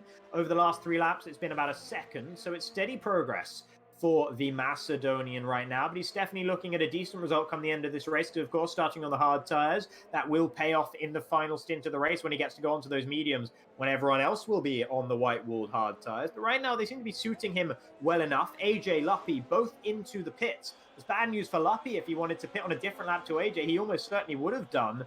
You know, almost do the reverse of what the car ahead does, but nevertheless, he dives straight into the pits behind him, and he's going to be very lucky if he jumps him in the pits here. So a few more laps of looking at the word Alfa Romeo on that rear wing is what lies in store for Luppy right now. Yeah, he should have gone for the undercut, but he'll come out behind him. As not quite sure what happened there, but AJ in P9, so still 7 tenths behind Simons. And let's see where they'll come out relative to A2 UK once he makes his pit stop, because now A2 can look for quite a big overcut. And as we would have expected, everyone who came into the pits there onto a set of hard tyres. They're planning to go to the end of the race on those tyres, as Luppy picks up a 3-second time penalty, his second of the race. That puts him level with AJ, so if they are this close come the end of the race, it will be a battle on track rather than one decided on penalties, as things stand at the moment. Simons being a roadblock right now for AJ is terrible news, because he definitely wanted a major undercut on Omar B, who should respond by coming into the pits in this lap, and indeed does so. The Mercedes driver heading into the pits right now. AJ. Simons has been holding up AJ, but not for much longer, as AJ makes the move there into turn 12. Nicely done from him. Luppy needs to get past as quick as possible as well. You can see some impatience from the Racing Point there as he thought about a move into turn 13. Wasn't able to do it, and Simons very obligingly gets out of the way completely by heading into the pits. Yeah, Omar B, A2 UK and Maverick have all pitted as well. Omar B's coming out of the pits and now, but it'll actually be quite close with the Alfa Romeo down into turn 1. Who's actually going to get the position? They're literally side by side, and I think Omar B has just about held on to the position. Yeah, Omar just holding on, and you can see how close that gap was. If AJ had not been held up by Simons on that outlap on these hard tires, he would certainly have made his way past Omar B. Luppy might even have done so as well, so Omar can thank his lucky stars for that one. He can thank Simons after the race. The Austrian has done him a massive favor right there. Only 4 drivers left yet to pit in this race. Vallu, Calcifer, Dougie Falcons, our front 3, still chugging away out there on their medium tires. And FXR man, Iceman, still out there on the hards, as you would expect. Yeah, and that's just how powerful the undercut is here at Hungary, and that's why Luppy should have pitted 1 lap earlier and got the undercut on AJ, because he almost certainly would have jumped ahead of him. FXR man still yet to pit, as you mentioned, as well as the 3 leading the race, Vallu, Calcifer, and Dougie, all on those medium tires. And if Dougie doesn't pit this time around, you might be seeing Omar B jumping up ahead with a 2-lap undercut. Indeed, yeah. I mean, there was a pretty major gap between himself and Dougie before they came into the pits. It was over 2 seconds at least there. So I'd be surprised, but, you know, if Dougie doesn't come in this time around, it could well melt away, as we've seen the undercut being quite powerful here. So you might well be right. Omar might be putting Dougie under threat right now, and Dougie himself, you'd have thought he'd be wanting to pull the trigger on Calcifer, but maybe with 4.5 seconds between himself and the Estonian up ahead, he's decided, well, there's not much chance of me getting past him this race, so I may as well just try and get the fastest tires for the end of the race. Omar B with another 3-second time penalty. He's up to 6 as well. So him, AJ, and Luppy are all on 6 seconds right now, unless I'm very much mistaken. Yeah, I think that is Omar B's 2nd time penalty. Vallu's into the pits. Will Calcifer follow in? I think Calcifer's actually stayed out. Yep. He has indeed. And I think that makes a lot of sense, actually, for Calcifer. He's safe to Dougie behind. Even if he comes into the pits at the same time as Vallu, he has no chance of beating him in terms of raw pace. The Vallu has shown that he is a cut above thus far this race. So Calcifer, if he circulates once more on this set of medium tires, maybe a safety car comes out. Maybe a virtual safety car comes out. Maybe he can make that extra lap of freshness at the end work for him better than coming into the pits at the same time. We do not know. FXR man currently taking over 3rd place, slotting himself between Vallu and Dougie, having yet to pit, of course. Maverick with the fastest lap of this race. He's been a bit quiet thus far, but he's closing up behind his old nemesis A2 UK in 8th and 9th at the moment. Yeah. And Max got 4 seconds down on A2 and Maverick. AJ and Luppy both within that 1 second of Omar B, which is bad news for Luppy because now he will really struggle to get past AJ due to AJ still having that DRS. Omar B 1 second behind Dougie. We talked about that 2-lap undercut, and Omar B has pretty much made it work. If he can get within a second, he should be able to stick with the Ferrari. And he is now within a second of the Ferrari, but it's just tantalizing, just dipping in and out of that 1 second range. Calcifer has finally given up and come into the pits as well after an admirable 17 to 18 lap stint on those medium tires. Vallu, by the way, on his outlap picked up a 3-second time penalty, so that might just come into play at the end of this race, although he did have over 3 seconds to Calcifer behind before they came into the pits, and he has this undercut as well. So I think it's going to take more than just 1 3-second time penalty for Vallu to lose first position in this race come the checkered flag. But nevertheless, as Iceman also coming into the pits there on his set of hard tires, so he reckons mediums can go to the end here. They definitely can, but it's going to be sort of really stretching them thin towards the end of the race.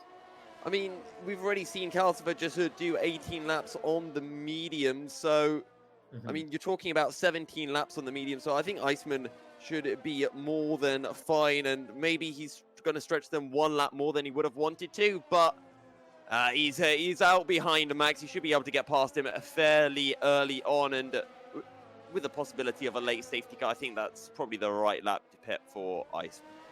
Actually, yeah, Iceman had a really strong pace on those hards towards the end of that stint as well, because that's about where he was before the pit stops came in. In fact, I don't think he's been undercut by anyone. In fact, I think he's overcut Max and Racebug as well. So really great job from Iceman, FXR man there.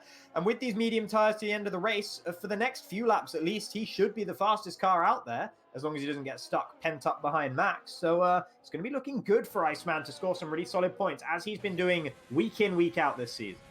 Yeah, he should be able to get the fastest lap as well. I wonder if Elon Tusk might try to steal that at the end with a late pit stop onto a set of soft tires. Calcifer 6 seconds behind Vallu and 3.5 ahead of Dougie, who is 1.5 now ahead of Omar B. So From second down to fifth, it is all starting to spread out, but Luppy will be within striking range as FXR man will look for the move on Max. Here he comes then. It should be easy enough. He has the inside line into turn one. Max is alongside in the braking zone, so he can battle back if he'd like to, but I don't think he's able to, as FXR man makes the move stick, and up into ninth he goes. 5 seconds of clear air to really pump in the hot laps on those medium tires before he catches up to the rear end of Maverick, who himself is close behind A2 UK. So Iceman has to be careful when he gets up to Maverick then, not to get stuck in a bit of a DRS train behind the Alfa Romeo and the Alfa Tauri. Yeah, and we have seen those DRS trains prove to be very difficult to overtake when you are on this alternate strategy. And it's all about saving up enough ERS so that when you are within that striking distance, you can use it all up on the run down into turn one. That being said, there's also another really good overtaking opportunity here at Hungary, which is into turn 4. If you can get nice and close into turn 2 with the fresh tires, you can get a much better exit. And then the run up to the hill using a bit of ERS isn't actually that hard to get alongside someone into 4. It's a risky overtaking move, but when you're in a DRS train, it can be a critical one. Here we see then the comparison between Maverick and FXR man, as FXR man just about to come across the line. They're setting the purple lap time there, but it's not updating on the graphics, so that's a shame for that one. But there we go. Yeah, that still is out lap time there, the 1:33.7, so he hasn't been quite that slow that time around. I wouldn't worry too much about that.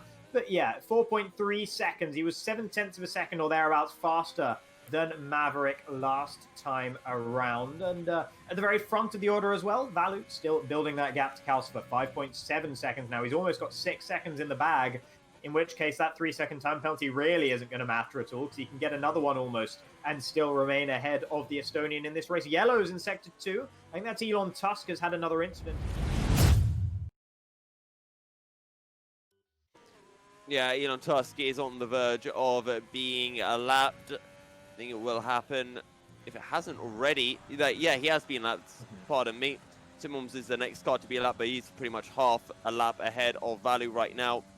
Vallu to Calcifer, 5.7 seconds separating the two with 13 laps remaining. And Vallu pretty much has this one in the bag, even with that time penalty. So unless there is a late safety car, Vallu should be taking the win here tonight. Luppy within a few tenths of AJ. So they've just made their way through turn 1. See FXR man now within 3 seconds of Maverick. Getting closer and closer there, the Macedonian driver. Went fastest again last time around with a 1:16.8. About a second and a half probably faster than Maverick, judging by the gap between them. Maverick, of course, is stuck behind A2 UK right now, so he'll be feeling like he could be going faster than he is. A2 is 2.8 seconds or 2.7 thereabouts behind Luppy and AJ, so hasn't been able to quite live with the pace being set up ahead by the other Alfa Romeo. Luppy, while he is sticking close behind AJ, is using a lot of his ERS to stick this close and still hasn't been able to get past. So he has been stuck, frustrated behind that Alpha. And both Alphas right now holding up another car behind them and doing a great job of defending their 5th and 7th positions in this race.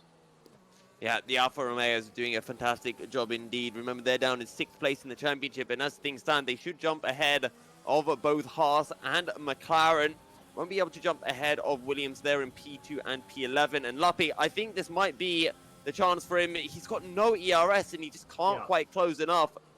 As AJ very early turning, and that's going to compromise him on exit, and Luppy just sweeps past. That's a nightmare from AJ. I do not know what happened there. It's like he thought Luppy was making the move. He went defensive. He defended fresh air. He turned in too early even if he was defending and completely made a pig's ear of the corner. And as a result, he has ceded that position that I just momentarily before praised him for defending so well throughout this race. He throws it all away there. Down into 6th he goes with a quite bizarre error, in all honesty. Speaking of bizarre errors, I think I just saw Elon Tusk driving well off track there in the McLaren. Crashed into the wall, maybe, or at least off the road. Another yellow flag there that the McLaren driver is bringing out. He is not having a good time out there. The Canadian just circulating around in 15th. He'll still be able to pick up points as long as he makes it to the finish line in this race. But that's a bit of a gimme there from Luppy, and he'll be breathing a sigh of relief as he's now 3.5 seconds behind Oma, though. So he needs to hope that Oma gets another time penalty, and he needs to be able to close in on him a little bit. Yeah, only 3 drivers who haven't picked up time penalties. Cal's for Dougie Falcons and Max, but all of them are not within range of anyone with a penalty, so it doesn't really matter the fact that they've kept the race clean, and it doesn't look like we will be getting any safety cars to bring things closer together. We've seen Elon make a few mistakes, but he's managed to keep himself away from the walls and having any terminal damage. Maverick was very, very close to A2 UK there into turn 1. We can see it from the onboard of FXR man, who is getting closer and closer. Shark in the water time here for the Haas driver. Although at this point the medium tyres will be starting to fade relative to the hards. It didn't take long last time around before Iceman's hard started to work better than the mediums of the cars around him. And we might well be seeing a similar thing happening here as he's stagnating at about 1.1 seconds behind the cars ahead right now. Yeah, he's on 4 laps on these mediums. They should still be in decent nick. And we'll have to see how much he is closing in onto Maverick. The difference, though, is the fact that those hard tyres have done an extra 3 laps compared to FXR man's mediums. And Iceman is now within a second of Maverick. So I think next lap is just going to be closing into within striking distance.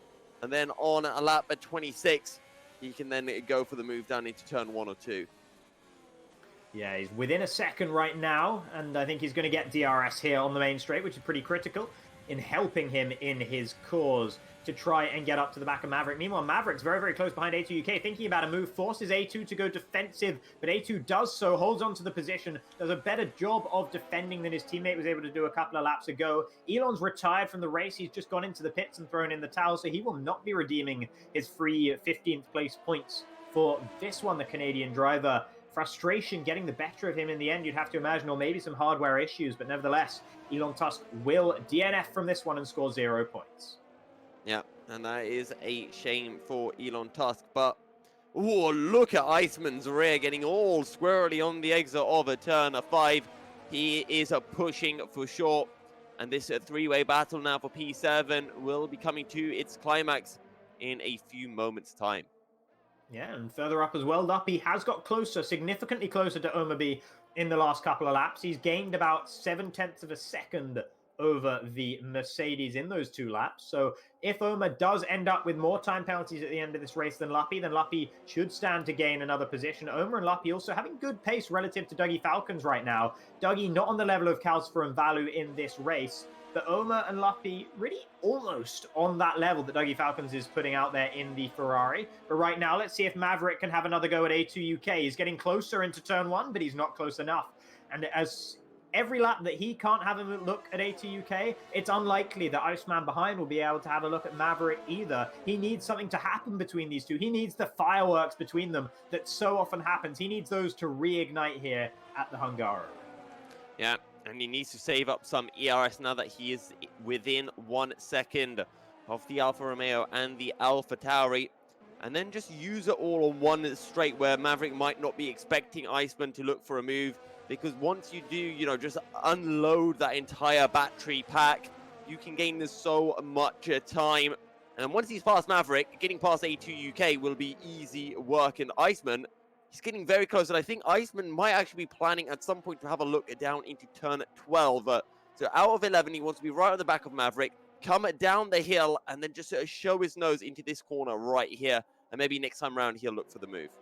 Yeah, he's all over him in the middle sector of this lap, so maybe he'll be able to make the move even with the DRS train effect on the main straight here. You can see him once again braking later into the final corner, taking a bit more of a V-shaped line as well, which ought to give him better traction on the exit, better high speed down this stretch. But will it be enough as Maverick has the slipstream, has the DRS, and that is enough for Maverick to stay ahead. So you can see Iceman is so much faster than him right now. You can see it in every corner. He's looking for a different line, just doing anything to try and do something different to the British driver up ahead. And he almost taps the back of him there in turn 2 as well. Maybe did tap the back of him, ghosting a little bit there, the Haas car. Can't get too impatient there, Iceman. He needs to be careful in this battle with Maverick. But no matter how much faster he is throughout the rest of the lap, as long as Maverick has DRS, he can't really make the move into turn 1. Yeah, and that's where we talked about, some of the more non-meta moves, which is down into turn 12 and into Cool. turn 4. And this is where we know Iceman is a lot quicker than Maverick. This is where he has to get the run, so that coming out of this corner right here, turn 11, he can be right on the rear end of the AlphaTauri. But once again, Iceman just a bit too far back as Vallu sets a new fastest lap of the race. Yeah, he shot his bolt too early. He thought about a move into turn 8. Almost forced Maverick to go defensive into that one. Was very, very close behind him. Turn 8 would be very off meta indeed for an overtaking location here in F1 2020 and in the real-life Hungaroring as well. This time around, he runs wider on the exit, using all the road. He should have a better run down the straight. You can see Maverick harvesting energy through that blinking red light. But still, he's not close enough. Maverick's DRS is doing more than enough work for him right now. And this is all giving A2UK a bit of a breather as well, because all the time Maverick is having to worry about Iceman behind, he's not putting the pressure on A2UK up ahead. And I do wonder how much ERS Maverick is using up, how much he has left, and how he is managing it. And Iceman, he just needs to save a battery. He's down to 16%. He just needs to spend 3-4 laps, saving up that ERS, getting it up to about 60%, and then just use it all in one go, because he should have seen by now the fact that he can't get past, and he's struggling to do it, as Maverick has a big moment, and this might be the opportunity that Iceman needs. Yep, he's going to be close through turn 11 as long as he can hold it here. Flat out left-hander should be okay. He has lost a little bit of time once again, though. He's 3/10 behind. I don't think that's going to be enough. There's no DRS between 11 and 12, and you really do have to get a far superior run. And every lap that they go around as well, the tyre delta between them is dwindling. Iceman's mediums are going to be starting to go off relative to those hards. They're still faster at the moment, but they can't be that much faster for that much longer. And the gap will be closing between them, as I mentioned. Maverick might be close enough to think about a move on A2UK this time around, though, and this could be exactly what Iceman needs. But no, Maverick just slots in behind. Didn't go for the dive bomb when maybe he could have done. Gives A2UK the benefit of the doubt there. But once again, that is not what Iceman needed. No, it is not, and I think now Iceman, it's time to just save up that ERS. He's not getting past. He needs to just get a whole bucket load of ERS and drop it. And I know I'm repeating the same point, but it's literally the only way Iceman can get through now. He's seen that he can't do it in raw pace alone. He has to use the strategy to his advantage and, you know, then kind of show his nose to Maverick, make Maverick waste his ERS in place where he's not actually using it. And it all just comes down to that strategy. Can we actually see how much ERS Maverick has? Because we know Iceman was down about 10%. Yeah, Maverick's in that 11 to 15% range as well. So FXR, man, just save up your ERS and then have a go, because the later and later it gets in the race, the less and less laps you have to save up that ERS. Yeah, all three of them very low in terms of their ERS potential output right now. All down there in the teens in terms of percentages. They're all pushing as hard as they can right now. And the fact that Iceman is spending these laps pent up behind A2UK and Maverick as well is what has allowed Vallu to take away the fastest lap of the race for that extra bonus point. And once again, it's Maverick closer to A2 than it is Iceman close to Maverick, which is not the case a few laps ago. So maybe that is the case that those medium tires are starting to drift away from the Macedonian now. Has he lost his opportunity? Unless Maverick makes a move on A2UK, you'd have to feel like maybe he has. Yeah. He should be able to find that opportunity within 3/10, but with these hard tires, they don't really drop off, and Iceman's getting very close. Maybe he could have a little look down into the chicane. Has a think about it, but he has to just slot in behind once again. Yeah, and once again, there's someone struggling on the exit as 7. You can see on the round the outside of 8 was the attempt there from Iceman. He runs a little bit wide through 9. Through 10 we go. That's flat out no problem. And then into 11, and no, there it is. It was almost inevitable to happen. They were all pushing so hard, and Maverick is the one who loses out. He's the one who buckled under the pressure. Into the wall he went.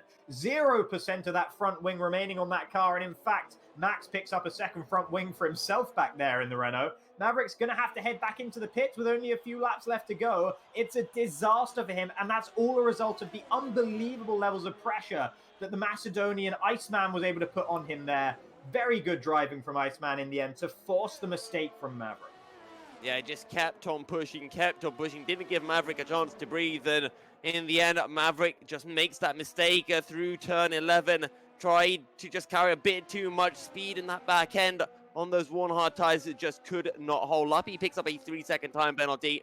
That might mean that AJ jumps ahead. If we could take a look at the time penalties from everyone to see how this will all play out. Lappy 9 seconds and AJ on 6. So FXR, man, if he can get ahead of A2 UK, he could find himself finishing in P5 this race. Yeah, and that's part of the reason I'm sure he was absolutely pushing as hard as he could to get past Maverick. He did not want to wait behind him. He got stuck behind him, sure, but he was impatient. You could see it in that Haas cockpit. He wanted to get past as quick as possible because he knows that there's more positions up for grabs if he can get past A2 UK. And every position does matter. The difference in points between all these positions is pretty significant. So Iceman will want those positions, every last one of them that he can get. Maverick picking up a 3-second time penalty down there at the very back of the field, pushing hard to try and catch up with Simons. He has an opportunity to at least finish 13th in this race. Kenners might be a little bit out of reach depending on the penalty situation for all those drivers down there. Iceman not able to make the move on A2 this time around either. A2 has proved himself to be a very tough man to pass in this race, apart from the very opening stint of the race, or the very opening section of the race where he was getting past left, right, and center. But after things calmed down a little bit, Maverick got stuck behind him, and now Iceman seemingly can't quite get enough of overspeed on him either. Yeah, I think he'll get past him next time around. Also, Maverick should be able to find a way past him, and Simons, he's 4.6 seconds behind with 4 laps remaining, so that should be easy for him to do on those fresh, soft tires. But Iceman, just play it patient, wait for the opportunity, and I reckon he's either going to do it down into turn 12 or into turn 1 next time round. Yeah, we will see as he once again runs a little bit wider through 9, but not wide enough to pick up any sort of track extension warning there. Well judged through 11 as well. Doesn't want to make the move into 12. That's fine. You can think about the more conventional overtaking spots now that you're not in a DRS train. You don't have to worry about that. You can just think about making the move into turn 1. All you have to concentrate on is the exit of this corner here, turn 14. And we're seeing his rear tires there. We'll see if they're able to light up. No, it's all very neat and tidy from Iceman. You can see the red light blinking on A2 UK's car as well. Not the case for the Haas. Iceman should be able to make the move right now, and yet he still cannot. And that is bad news for him. A2 does go defensive, but Iceman can't get the switch back either. No, Iceman's rear light was blinking as well. He's still low in that ERS department. And again, Iceman just using up that ERS in the wrong situations. A2, less than 10% ERS. It is the same, I think it was for Iceman. Iceman at 14%. So he has a little bit more, but he needs to save up that ERS and really give it everything, maybe on the final lap of the race. Yeah, he's starting to get close to being outside of the range of Luppy as well. He needs to think about that. I think he should be, because he needs to be within 6 seconds of Luppy right now, so that's getting pretty tight there. So he would like to get past A2 UK for 5th position as things will turn out, and he can't afford too many moments like that either, because he doesn't want to pick up any extra time penalties for himself, because that will lose him the ability to overtake AJ and Luppy in time penalties once the checkered flag comes down. So Iceman needs to be careful. He can't just push completely flat out every corner if he's going to be running wide like that and picking up penalties. Yeah, and you can use those corner cuts strategically. You know, if you know you've got another 2 before you get a time penalty, you just use 1 right in the right position just to get close so that you can push on the next straight. But again, Iceman too far back to have a look at A2 UK into turn 1. He'll get very close on the exit. A2 UK just seems to have the better traction. Yeah, meanwhile, right at the very bottom of the order, Maverick, in his attempt at a recovery drive late in this race, has made his way past Simons. But we are onto the penultimate lap of the race. They are almost onto their penultimate lap, so there's not going to be so much more time. But right now, here comes Iceman thinking about a move in turn 4 of all places. But that's always going to be tough, to say the least. And A2 UK more than happily defends that 7th position, I should say, between those two. He has driven a very, very good race in terms of his racecraft, A2 UK. Very, very impressive stuff. Keeping Maverick behind for the whole race, and now Iceman as well, charging on those medium tires. Our reigning champion here, getting stuck behind A2 UK. Yep, and he's going to have 1 more lap to do it. Has he saved up enough ERS? Maverick has found a way past Simons. He's almost within a second of Cheggy Bread. And to be honest, by the time the next lap starts, he will be within a second. But Cheggy Bread closing in on Kenneth. So there's going to be a 3-way battle for P11 soon. But can Iceman get the exit? And I don't think he has. And this is Iceman's last chance. Will he use all the ERS into turn 1? Maybe he'll try to do it all into turn 2. A2 UK has used up all of his ERS. FXR man, will he use it? here? Yes, he will. And he's going to give it everything on the run into turn 2, but he's just too far back. I mean, last time he was closest into turn 4. Is he going to think about a move there once again? He runs wider on the exit of 2 than most of the other drivers, and I think that compromises him a little bit up the run up this hill. And you can see the frustration there. He's venting it there by weaving around on that straight. He knows he's lost all of his best opportunities right now. Cheggy Bread losing out further down the order on 28-lap-old hard tires. Decent effort from Cheggy on those hards to make those last this long. But it's only going to be good enough for 13th on track at least. We'll see what happens with the penalties once we get to the end. But speaking of the end, Vallu has crossed the line and won the race. The Finnish driver, after a dubious start to the race, comfortably held the pace over Kalsifer. Had 6 seconds of penalties in the end, so it was pretty close between them, but still had just enough margin. Dougie Falcons will come across the line in 3rd, and will be comfortably ahead of Omar B because Dougie did not have any penalties of his own. Luppy comes across the line 5th, but loses out to AJ, who goes up to 5th. Where will A2 and Iceman slot in as they come across the line? They're just going to be 7th and 8th. The extra penalties over and above for them as well. So 7th and 8th, all they can muster in the end. Max, 13 seconds down on this battle, but 14.5 seconds ahead of Racebug. He'll solidly come through for a good points haul in 9th. Racebug will be the next across the line. Meanwhile, Maverick and Kenneth are side by side. Maverick and Kenna's battling, and that is Maverick around the outside of turn 13. Not a traditional overtaking opportunity, but when you have a tire delta as enormous as this one, everywhere is the overtaking opportunity. And Maverick gives a little weave across the line after a nice recovery to reclaim 11th.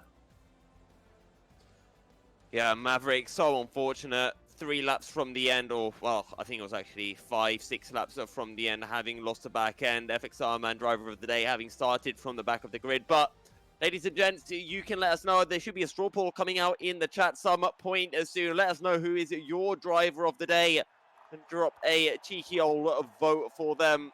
Jacob, who was your driver of the day tonight? That's a really, really tough question, actually. I'm tempted to say Omar B because of the charge he puts on in the middle of the race. Didn't have the tire advantage like we saw Iceman having as well. I think Iceman did drive a great race, but he did get a bit stuck. He could have maybe made lighter work of Maverick, and then not getting past A2 UK kind of soured it in the end as well. I got to say, it's probably between Omar B and Iceman. Vallu, of course, was absolutely imperious out at the front, but it is hard to tell. And he did pick up 6 seconds of time penalty, which put his win a little bit in doubt in the end.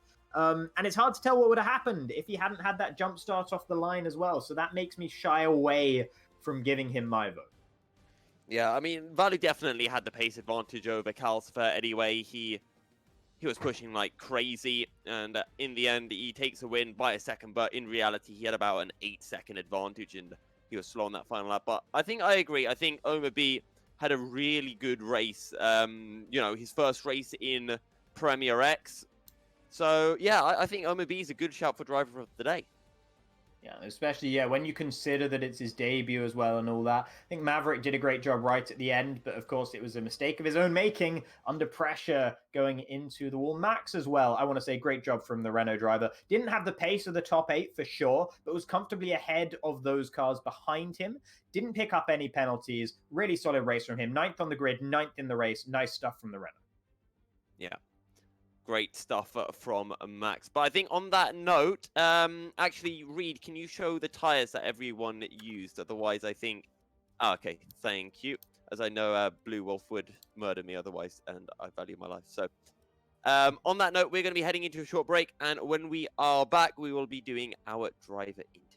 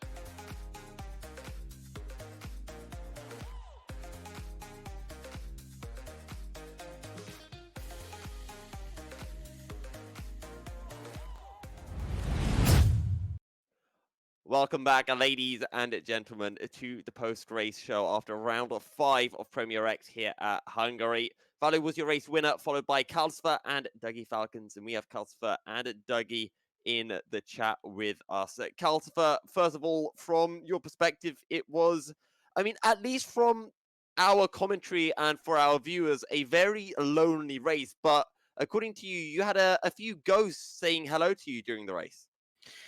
Yeah, at the start, Vallu got like 3-second head start, so I was immediately out of the DRS range, and then because he was T-synced, I had to avoid him like 10 times in the race to not get wing damage or something like that. And yeah, I had to like overtake him 2 times as well. So I think I lost 5 to 10 seconds because of that. I mean, Plus aside the 3 from seconds at the start. I mean, with the exception of that, there wasn't really anything else happening. So I guess all I can really ask is, what did you think of your pace? Was it what you expected? And if Vallu didn't have those issues, do you think you could have been fighting with him for the win? Yeah, I think we would have been really close because in the DRS you can manage your ERS and stuff much easier. And yeah, I tried to beat the same lap as him, but as he was lagging, I saw him staying out, but then he teleported back to the pit, so he got undercut on me as well because of that. Okay. And Dougie, moving on to you, you said you were having some similar issues as Calcifer was with Vallu's desync car, but one of the things I wanted to bring up is I think you got undercut by a lap from Omar B, and he was almost within a second of you. Were you worried that he'd be able just to tag along with you and stick with you for the rest of the race? Yeah, he had very good pace. I think because he had a grid penalty, it sent him back. So he he caught up quite quickly, and then I was pretty much with Calcifer about a second and a half behind, and so I was expecting him to catch me coming up to the run of pit stops, which he eventually did. And then when I did the overcut, I did 2 laps. I was glad that the overcut kind of worked in a way. Yeah, it was pretty boring, really, the race. I was pretty much on my own. I mean, I had a gap about 2 seconds behind the Mercedes, and I was just managing that gap, and the gap was pulling away up the front, so I was just driving, cruising, really. Wasn't really pushing. Yeah, other than that, the only overtaking I did was, like I said, was Vallu's desynced car because his car was like glitching everywhere for me. So I don't know. It was just that was my only exciting moment, shall we say, that I did. Yeah, it was pretty boring.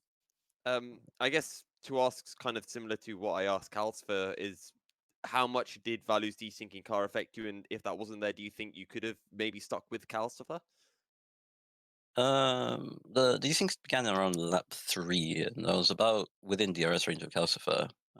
When the first desync happened, it happened in the chicane, so Calcifer overtook him, and I lost time because his car was like going all over the place, and then I dropped back like half a second, and I went out of Calcifer's DRS range, and I think by then I couldn't catch back up that gap, and yeah, I think that probably killed the race. But other than that, I couldn't really catch up to the top 2 other than that, and that pretty much was it. Really, it was just lap 3, lap 4 when that happened, and yeah, I was just on my own pretty much.